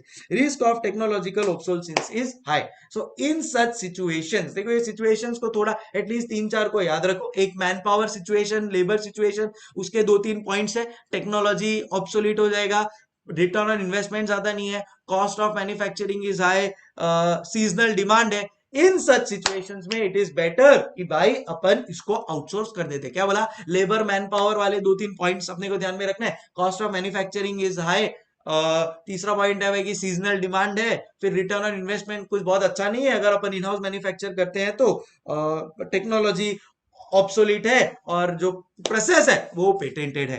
इन सच सिचुएशंस अपन क्या करेंगे, it is better to outsource. So I hope outsourcing या मेक और buy decision is absolutely clear to you. उसके बाद है मिनिमम प्राइसिंग डिसीजन, मतलब कि भाई अगर मेरे पास कोई प्रोडक्ट है और उसको एकदम कम से कम प्राइस में भी बेचना है तो मैं कब यूज करूंगा, तो यहाँ पे ना वो जो अपना रेलेवेंट कॉस्ट आपको मैंने समझाया था ना, मटेरियल का, लेबर का, तो इंस्टीट्यूट ने मिनिमम प्राइसिंग के बाद वो वाला क्वेश्चन डाला है एक रेलेवेंट कॉस्ट का, so you can use that. कब आप मिनिमम प्राइसिंग यूज करोगे, एक जब आपके पास सरप्लस प्रोडक्शन कैपेसिटी है, भाई फ्री बैठे हैं, विल्ला कैपेसिटी है, तो बिंदास बेचो उसको मिनिमम प्राइस में, कोई टेंशन नहीं है। ओल्ड इन्वेंट्रीज आप लोगों ने कितनी बार देखा होगा, देखो ना क्लियरेंस सेल, तो उसमें क्या होता है, जो भी मेरे पास old inventory, out of fashion वाला इन्वेंट्री हो गया है, चलो उसको भेज दो मिनिमम प्राइस में। अगर कोई स्पेशल ऑर्डर मेरे को मिल रहा है, कम प्राइस में बेचना है, I can sell that. Market share improve करने के लिए कई बार कंपनीज क्या करती है, अपने स्टॉक को कम प्राइस में बेचती है, बट मिनिमम प्राइस आपको कितना रिकवर करना है ना, वो आपको रेलेवेंट कॉस्ट से पता चल जाएगा। एंड लास्ट है इन्वेस्टमेंट कॉस्ट या अपॉर्चुनिटी कॉस्ट, अगर आपको रिकवर करना है। सो इन दीज सिचुएशंस आप क्या करोगे, सबसे पहले आपका मिनिमम प्राइसिंग डिसीजन मतलब मिनिमम रेलेवेंट कॉस्ट कैलकुलेट करोगे। मिनिमम रेलेवेंट कॉस्ट कैसे कैलकुलेट करते हैं, वो जो मैंने आपको material, labour, machinery, fixed overheads, variable overheads आया था ना, उसका आपको total relevant cost, cost to be incurred plus opportunity cost less benefit gain if any, वो करना है, जिससे आपको मिनिमम कॉस्ट पता चल जाएगा। That will be your minimum pricing. कब यूज करना है, मेरे पास स्पेयर कैपेसिटी है तो मैं यूज कर सकता हूं, मेरे पास कोई ओल्ड स्टॉक पड़ा है उसको बेचने के लिए, कोई स्पेशल ऑर्डर के लिए, मार्केट से इंप्रूव करने के लिए, ऑल ऑफ दैट, उसके लिए मैं मेरा मिनिमम प्राइसिंग डिसीजन यूज करता हूं। चलो नेक्स्ट कॉन्सेप्ट है कीप और ड्रॉप। कई बार क्या होता है आपको बताता हूं मैं, समझो कोई कंपनी है, वो प्रोडक्ट ए बना रही है, बी बना रही है, सी बना रही है। हो सकता है सी की वजह से ना थोड़ा कंपनी को नुकसान हो रहा हो, ठीक है, तो कंपनी सोचती है कि चलो भाई अब इस प्रोडक्ट से तो नुकसान हो रहा है तो चलो इसको ड्रॉप कर देते हैं। But it may not always be the case कि आपने उसको ड्रॉप कर दिया तो फिर आपको फायदा ही होगा। सो ऐसे सिचुएशन को बोलते हैं कीप और ड्रॉप सिचुएशन। इसमें एनालिसिस कैसे करना है अब मैं आपको बताता हूं। एक अच्छा क्वेश्चन इंस्टीट्यूट का अपने ऑप्टिमाइज में भी है, राबी लिमिटेड, उसके बेस के ऊपर ये क्वेश्चन है, उसके बेस के ऊपर ये कॉन्सेप्ट है। आओ, अगर आपने ड्रॉप कर दिया, समझो 3 प्रोडक्ट है मेरे, ए है, बी है और सी है, समझो सी आपको लॉस दे रहा है, तो आप क्या करोगे, चलो सी को ड्रॉप कर देते हो। अब सी को ड्रॉप करने की वजह से जो आपके स्पेसिफिक फिक्स्ड कॉस्ट थे, कहना इसे वो आपके बच जाएंगे, करेक्ट, तो कहना इसे वो एक मेरा बेनिफिट हो गया। प्लस अगर आपको कोई अपॉर्चुनिटी गेन है वो आपको मिल जाएगा कि भाई चलो इसको ड्रॉप कर दिया, देन इन दैट केस मेरा कोई स्पेस खाली हो गया, वो स्पेस पे मैं कुछ और कर सकता हूं, मैं कुछ और तरह से पैसा कमा सकता हूं, या मेरा वर्किंग कैपिटल ब्लॉक हो रहा था ये सी बनाने से, तो वो वर्किंग कैपिटल का जो मेरा इंटरेस्ट था अब वो मेरे लिए एक अपॉर्चुनिटी गेन हो जाएगा, तो वो मैं ऐड कर दूंगा। एंड यहाँ पे समझो आता है मेरा 1 लाख रुपया, एंड उसको ड्रॉप करने की वजह से मेरे कुछ कंट्रीब्यूशन लॉस भी तो हो रहा है बच्ची। सो वो जो मेरा कंट्रीब्यूशन लॉस हो रहा है, भाई कंट्रीब्यूशन कुछ ना कुछ तो कमा ही रहा हूं ना मैं, ऐसा तो है नहीं कि भाई जीरो है मेरा, तो सेल्स है, वेरिएबल कॉस्ट है, कंट्रीब्यूशन कमा रहा हूं। हाँ, शायद जितना फिक्स्ड कॉस्ट है उतना कंट्रीब्यूशन ना कमा रहा हूं, बट कंट्रीब्यूशन तो कमा रहा हूं, तो अब वो कंट्रीब्यूशन भी तो नहीं मिलेगा। सो जो मेरा कंट्रीब्यूशन लॉस्ट है, कहना इसे वो मेरे लिए कॉस्ट बन जाएगा। And at the same time सबसे इंपॉर्टेंट एस्पेक्ट क्या है पता है क्या, विच इज दिस, कि अब मेरे ये सी को ड्रॉप करने की वजह से जो मेरा, समझो मैं क्या होता था पता है, ए के लिए मैं 500 रॉ मटेरियल मंगाता था, बी के लिए 500 रॉ मटेरियल मंगाता था, सी के लिए भी 500 रॉ मटेरियल मंगाता था। तो उसकी वजह से मेरा जो सप्लायर था ना, वो बोलता था कि यार तू टोटल 1500 रॉ मटेरियल मंगवा रहा है, चल मैं तेरे को है ना 10% डिस्काउंट देता हूं। क्यों 10% डिस्काउंट दे रहा हूं, क्योंकि तू 1500 रॉ मटेरियल मंगवा रहा है। अब मैं सी को डिसकंटिन्यू कर दूंगा।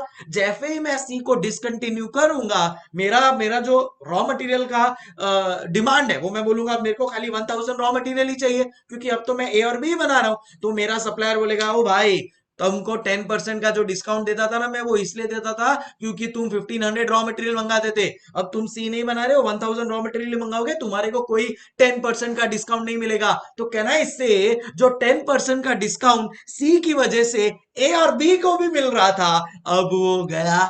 So increase in variable cost हो जाएगा, वो भी इंपैक्ट मेरे को यहां पे लेना पड़ेगा।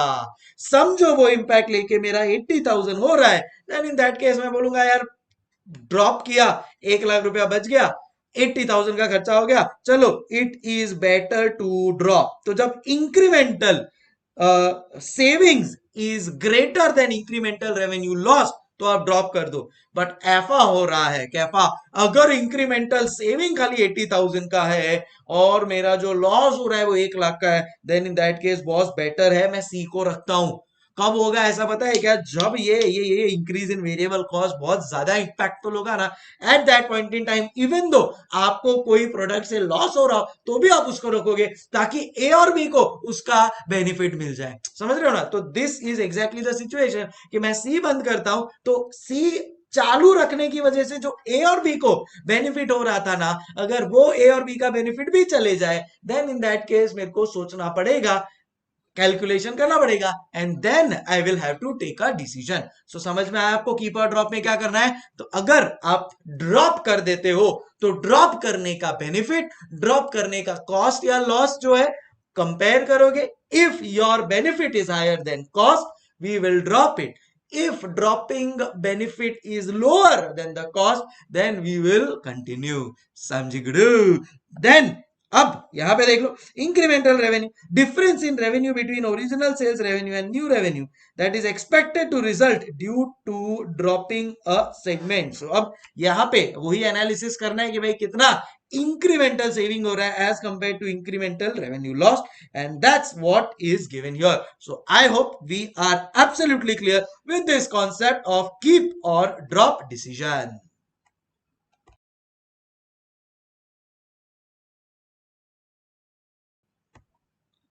तो यहां पे देखो, अबे आप बुक में देखोगे then in that case you will see that incremental revenue, cost saving and opportunity cost दिया। इंक्रीमेंटल रेवेन्यू मतलब आपका ये हो गया, फिर बाद में बोला है इंक्रीमेंटल कॉस्ट सेविंग, तो it could be this, and दिया है अपॉर्चुनिटी कॉस्ट। सो ये तीनों को कंबाइन करना है। तो देखो incremental saving if greater than incremental revenue lost, incremental saving, ये देखो ये है आपका incremental saving if greater than incremental revenue lost. I hope we are clear. So in that case आप क्या करोगे? सो आपका saving is greater than incremental revenue loss, then in that case it is better to drop. तो it is better to drop the segment and vice versa हुआ, then in that case it should not be drop. So I hope keep और drop decision is clear. चलो next क्या है आपका? Next है special order decision. एकदम simple है, अगर आपको अलग से कोई अप्रोच कर रहा है कि भाई हमारे को से फॉर एग्जांपल मैं मैन्युफैक्चरर ऑफ पेन्स हूं एंड पूरे के पूरे बॉम्बे में सब जगह संकल्प कांस्टिया एस के पेन्स ही सेल होता है and I am a huge manufacturer, approximately 1 lakh units में सेल करता हूं, पूरे बॉम्बे में मेरा ही नामो निशान है। अब मेरे को कोई स्पेशल ऑर्डर आया दुबई से, देन इन दैट केस उस सिचुएशन में मेरे को क्या डिसीजन लेना चाहिए? Is your special order decision. So focus on whether special prices should be accepted और रिजेक्टेड। तो अभी मेरे को उनको पूछना पड़ेगा कि भाई आपको कुछ स्पेशल प्राइस चाहिए या मेरा जो नॉर्मल प्राइस चल रहा है वो आपको चलेगा। Price discrimination law requires that firm sell identical products at same price. See अगर मैं को मुंबई में कोई स्पेशल ऑर्डर आया ना, देन इन दैट केस मैं प्राइस डिस्क्रिमिनेशन नहीं कर सकता, क्योंकि मुंबई में मैं ऑलरेडी बहुत सारे मेरे कस्टमर्स है जिनको मैं सेल कर रहा हूं। अब मेरे पास कोई और स्पेशल ऑर्डर आया मुंबई से, इन दैट केस मैं उसको बोलूंगा कि बॉस जो मेरा मुंबई का प्राइस है वो फिक्स है, 10 रुपए में मैं पेन बेचता हूँ मुंबई में हर एक को। आपका स्पेशल ऑर्डर है, माना स्पेशल ऑर्डर मतलब कि भाई चलो एक वन टाइम ऑर्डर आ गया अपने पास, शायद रेगुलर बेसिस पे ना आए, तो वो वन टाइम ऑर्डर मेरे पास मुंबई से किसी का है, मैं उसको बोलेगा 10 रुपए में आपको लेना है तो लो, मेरा वही मुंबई का रेट है। बट अगर मेरे को दुबई से कुछ आ रहा है, मतलब एक नॉन कॉम्पिटिंग एरिया जहां पे, तो अभी मेरा तो पूरा जो कस्टमर बेस है वो मुंबई का है और ये ऑर्डर मेरे पास आ रहा है दुबई से, then in that case it is a non-competing area, I can quote a special price to them। so अब वो लोग वही बता रहे, price discrimination law requires that firms sell identical products at same price। अब यही अगर मुंबई वाले को बेच रहे हो यही वाला पेन, भले ही स्पेशल ऑर्डर हो, आपको प्राइस कम नहीं करना है। बट अगर नॉन कंपीटिंग कस्टमर हो then this law does not apply। potential customer in markets not ordinarily served। so Dubai वाला जो कस्टमर है उसको मैं ऑर्डिनरीली सर्व नहीं करता और मेरे लोकल एरिया का नहीं है। इन सच सिचुएशन मेरे को क्या देखना है? अगर इंक्रीमेंटल रेवेन्यू जो मेरे को वहां से फॉर एग्जांपल दुबई वाला अभी भी से मेरे को ये पेन के लिए आ रहा है 10 की जगह पे, वो बोल रहा है नहीं हम तो 7 रुपए ही देगा, और ये पेन बनाने का मेरे को 5 रुपए का मेरा इंक्रीमेंटल कॉस्ट है जो वेरिएबल कॉस्ट है, देन इन दैट केस मैं 7 रुपए में भी दे देगा, 2 रुपया कमाया। फिक्स्ड कॉस्ट वैसे भी मैं मेरे लोकल प्रोडक्शन से रिकवर कर ही रहा हूं। समझ रहे हो क्या? So if incremental revenue is less, तो 5 रुपए का मेरा ये वेरिएबल कॉस्ट है, इंक्रीमेंटल कॉस्ट है ये पेन बनाने का, वाला अभी भी बोल रहा है कि नहीं मैं 4 रुपए से ज्यादा नहीं दूंगा, मैं बोलेगा reject the special order. if incremental revenue is less than the incremental cost, then in that case reject the special order unless qualitative characteristics fiercely impact the decision। वो मेरे को अदरवाइज बोलता है कि सुनो ना 4 रुपए में मेरे को दे दो, 5 रुपए का आपको पड़ रहा है बट फिर भी 4 रुपए में दे दो। अब मैं रिजेक्ट ही करूंगा ना फाइनेंशियली, तो अंटिल अनलेस वो बोले कि तुम आना वाला अभी भी, हम तुमको दुबई में 10 दिन का स्टे फ्री देता है, तो सोचना पड़ेगा। I hope we are getting the point, just jovial banter so that heavy ना हो जाए। फिर अगर इंक्रीमेंटल रेवेन्यू, कल अभी भी बोलता है मेरे को कि 7 रुपया देगा, 5 रुपए का मेरा इंक्रीमेंटल कॉस्ट है, 7 रुपया वो देने को रेडी है, accept the order. I hope we are absolutely clear. ये एकदम सिंपल था मेरा स्पेशल ऑर्डर डिसीजन, एक्सेप्ट और रिजेक्ट। नेक्स्ट है अपना सेल और फर्दर प्रोसेस। तो ध्यान में रखना ये बात कि आपने जॉइंट प्रोडक्ट, बाय प्रोडक्ट और वो वाला कॉन्सेप्ट किया था ना इंटरमीडिएट में, बस वैसा ही है। देखो ना, समझो आपके पास क्रूड ऑयल आया है, अब क्रूड ऑयल जब आप उसको प्रोसेस करते हो, then in that case you get two joint products, एक है पेट्रोल, एक है डीजल। एक ऑप्शन है वो स्प्लिट ऑफ पॉइंट पर ही आप पेट्रोल और डीजल को बेच दो, दूसरा ऑप्शन है आप पेट्रोल को फर्दर प्रोसेस करो एंड देन उसको सेल करो, डीजल को फर्दर प्रोसेस करो देन उसको सेल करो। ये जो डिसीजन मेकिंग होता है ना, उसको कहते हैं सेल और फर्दर प्रोसेस। या तो मैं स्प्लिट ऑफ पॉइंट पे ही उसको सेल कर दूं अगर मुझे ज्यादा प्रॉफिट हो रहा है तो, दूसरा ऑप्शन है मैं उनको फर्दर प्रोसेस करूं, फर्दर प्रोसेस करने से जो मुझे इंक्रीमेंटल बेनिफिट होने वाला है, if that is higher then I will further process, as simple as that. इसके ऊपर एक और मॉड्यूल में एकदम सिंपल सा क्वेश्चन है दैट अगर सॉल्व कर लिया तो भी बहुत है, not that important for exam. आओ यहाँ पे देखो क्या लिखा है, सेल और further process refers to a decision making situation where an executive has to decide either to sell a component as it is or alternatively process it further by incurring additional expenses, either to sell a component as it is or to further process and then sell accordingly। Differential sales value अगर further processing cost से ज्यादा हुआ, obviously then it makes sense to further process and sell it. Two rules to follow, only the incremental cost and revenue of further process are relevant and, तो याद रखना जो incremental cost आपको लगने वाला है, जो इंक्रीमेंटल रेवेन्यू मिलने वाला है, that is relevant for your decision making. Joint process cost are irrelevant and they are sunk as they are already incurred at the point of separation। so already जो incur हो चुका है वो अपने को वैसे भी पता है irrelevant past होता है, it is not at all used for our decision making process। so again question आपको देगा कि भाई क्रूड ऑयल से हमने दो प्रोडक्ट्स लाए हैं, पेट्रोल डीजल, पेट्रोल को एज इट इज बेच दो या फर्दर प्रोसेस करो, उसके ऊपर रेवेन्यू कॉस्ट निकालो, देखो क्या किसमें ज्यादा बेनिफिट है, या डीजल को ऐसे बेच दो किसमें, या उसको फर्दर प्रोसेस करके बेचो जिसमें ज्यादा बेनिफिट है, that's where and how it should be sold. यहां पे देखो, analyse whether it is better to sell at split off और फर्दर और आफ्टर फर्दर प्रोसेसिंग। तो या तो स्प्लिट ऑफ पे ही बेच दो या फर्दर प्रोसेस करके बेचो, and that's how you will take the decision. ए समझ गए? डन।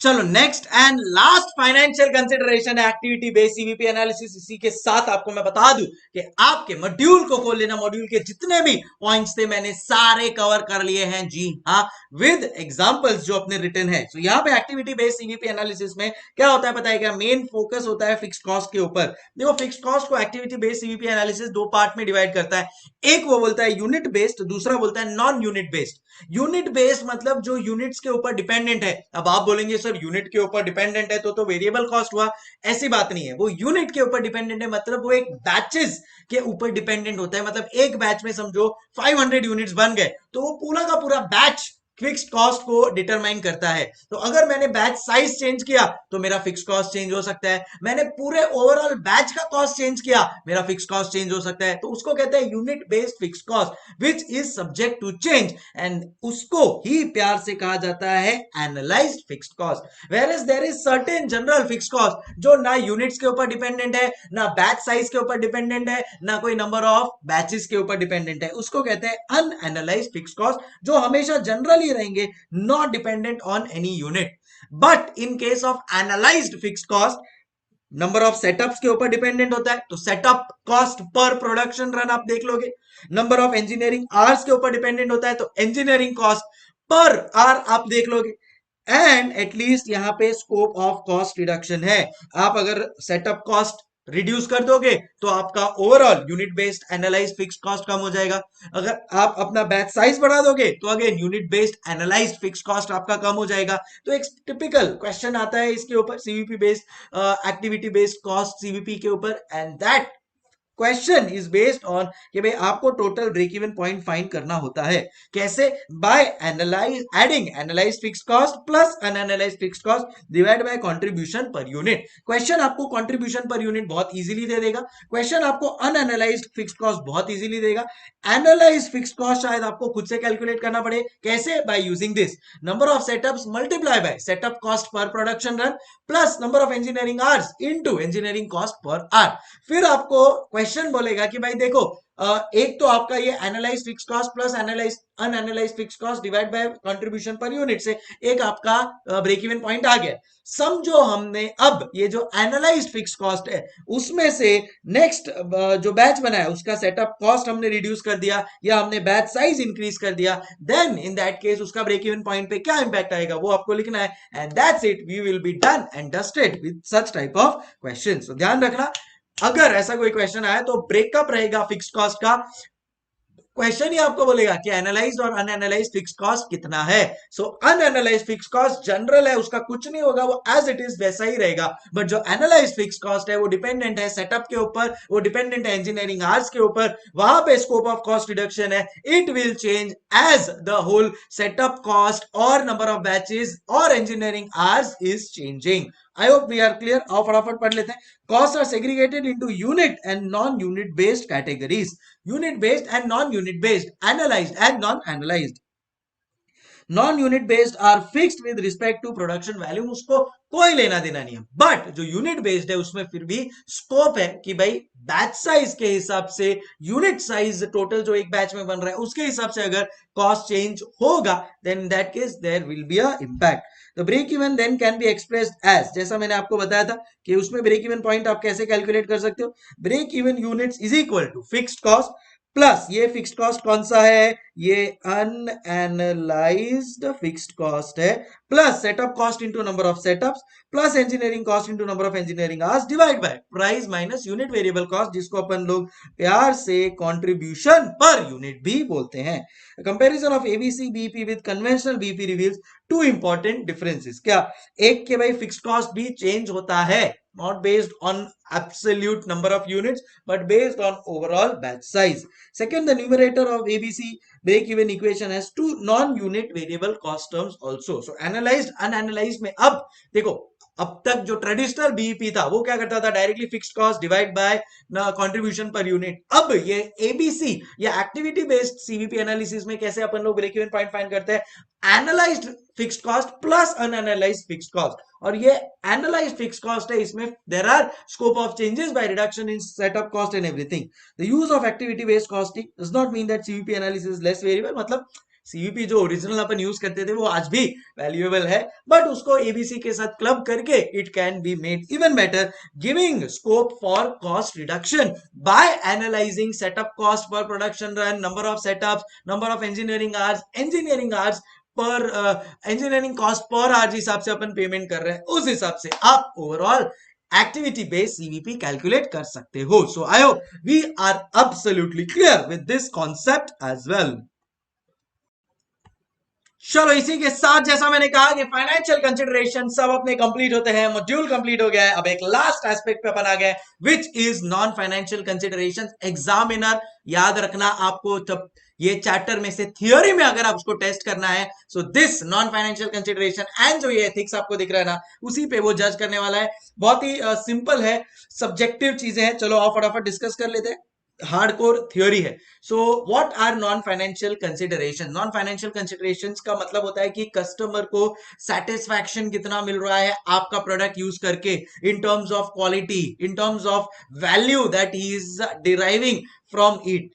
फिर बाद में एम्प्लॉयज जो आपके हैं, क्या वो सेटिस्फाइड है आपकी कंपनी में काम करके? क्या आप कोई इलीगल एक्टिविटी तो नहीं कर रहे हो ना? क्या ऐसा तो नहीं है कि आप बहुत पैसा कमा रहे हो बट आप गवर्नमेंट को जरा भी टैक्स नहीं दे रहे हो, या फिर कुछ ऐसा you are doing any activity जिसकी वजह से बहुत ज्यादा पोल्यूशन हो रहा है, एनवायरमेंट खराब हो रहा है, या फिर आप आपके फर्म में बहुत ज्यादा चाइल्ड लेबर को यूज कर रहे हो जिसकी वजह से आपको शायद कॉस्ट कम लग रहा होगा, बट दैट चाइल्ड जिसका अभी पढ़ने का उम्र है उससे आप बहुत सारे काम करवा रहे हो, तो ये सब बेसिक जो पॉइंट्स है they are considered in your non financial considerations. आइए, information of an organization that cannot be expressed in monetary terms, इसके लिए मैंने बोला कस्टमर सेटिस्फैक्शन एक पॉइंट हो गया। Non financial information ensures profitability and sustainability in the long run. Sustainability in the long run मतलब आपको अगर अपने बिजनेस को सर्वाइव करवाना है, then in that case you will always have to focus on non financial considerations as well. इसमें देखो क्या क्या आता है, quality, employee satisfaction, customer satisfaction, corporate social responsibility, brand name, etcetera. ठीक है, चलो अभी मैंने क्या किया, मैंने ना एक दो केस स्टडीज को ज्वाइन कर दिया।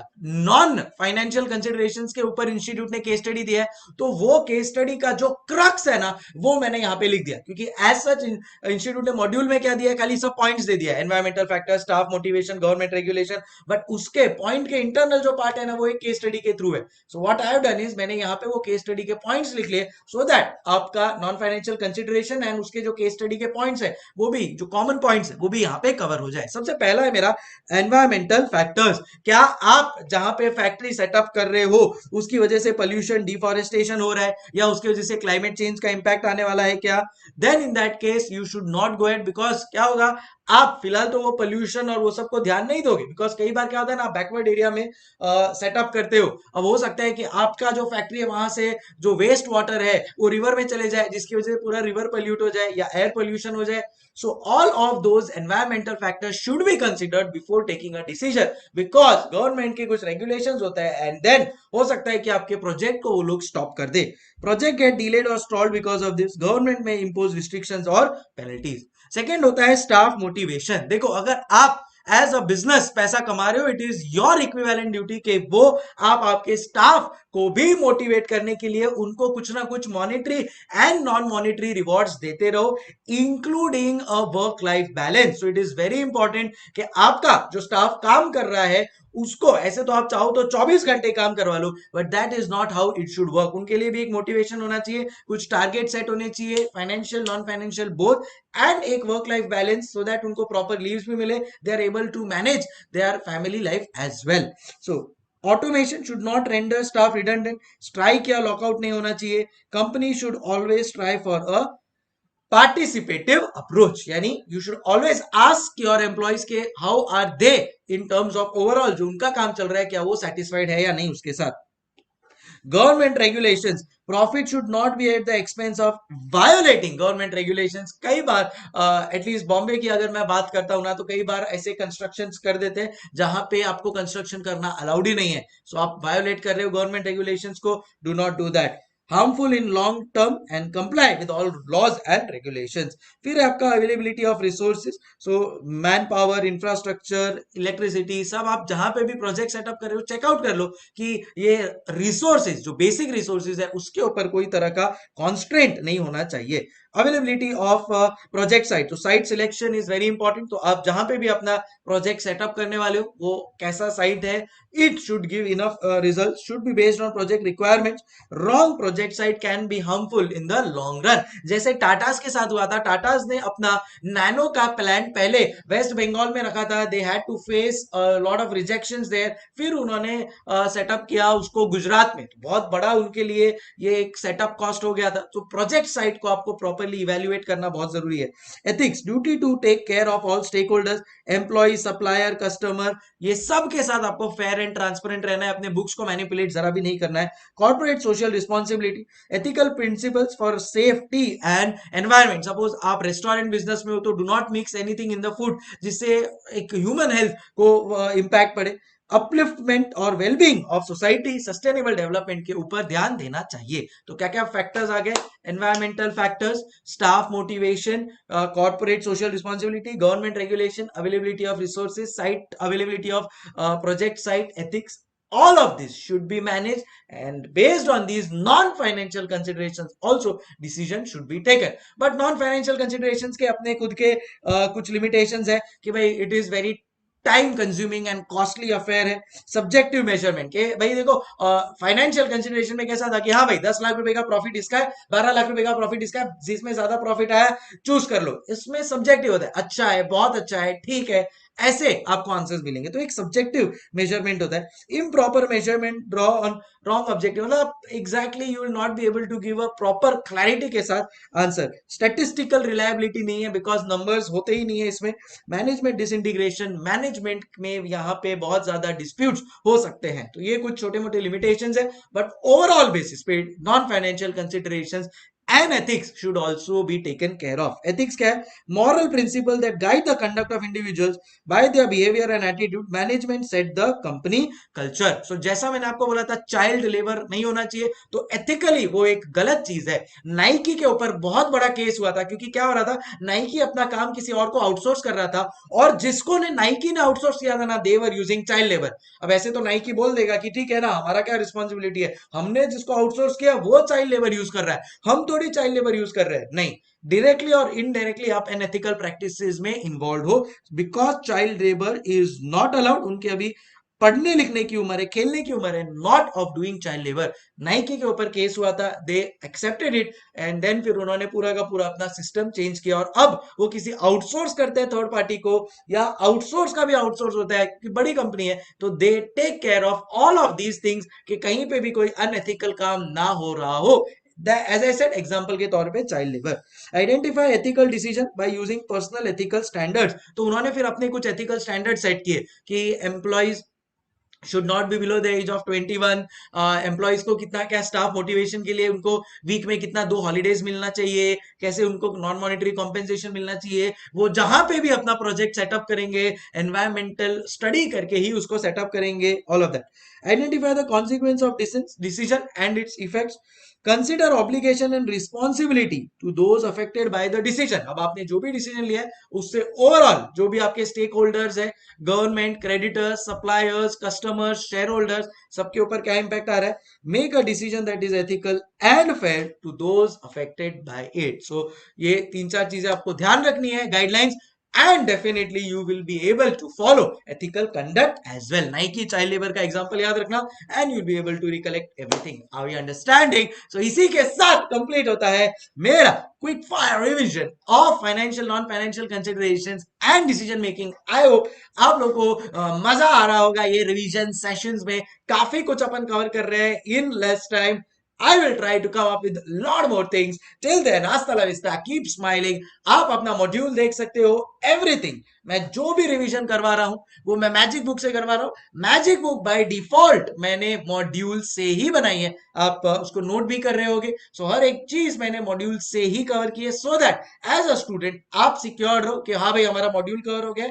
एट द सेम टाइम आपके पास क्रिस्प नोट्स भी आ जाए जो एज ए स्टूडेंट चाहिए रिवीजन के टाइम पे, एंड उसी के रिवीजन लेक्चर्स भी आपको मिल जाए। Hasta la vista, keep smiling, keep rocking. I'll keep on coming with all the revision lectures of all the topics. और कुछ आपको चाहिए, do share it in the comments. Take care till then. Keep smiling. Thank you so much.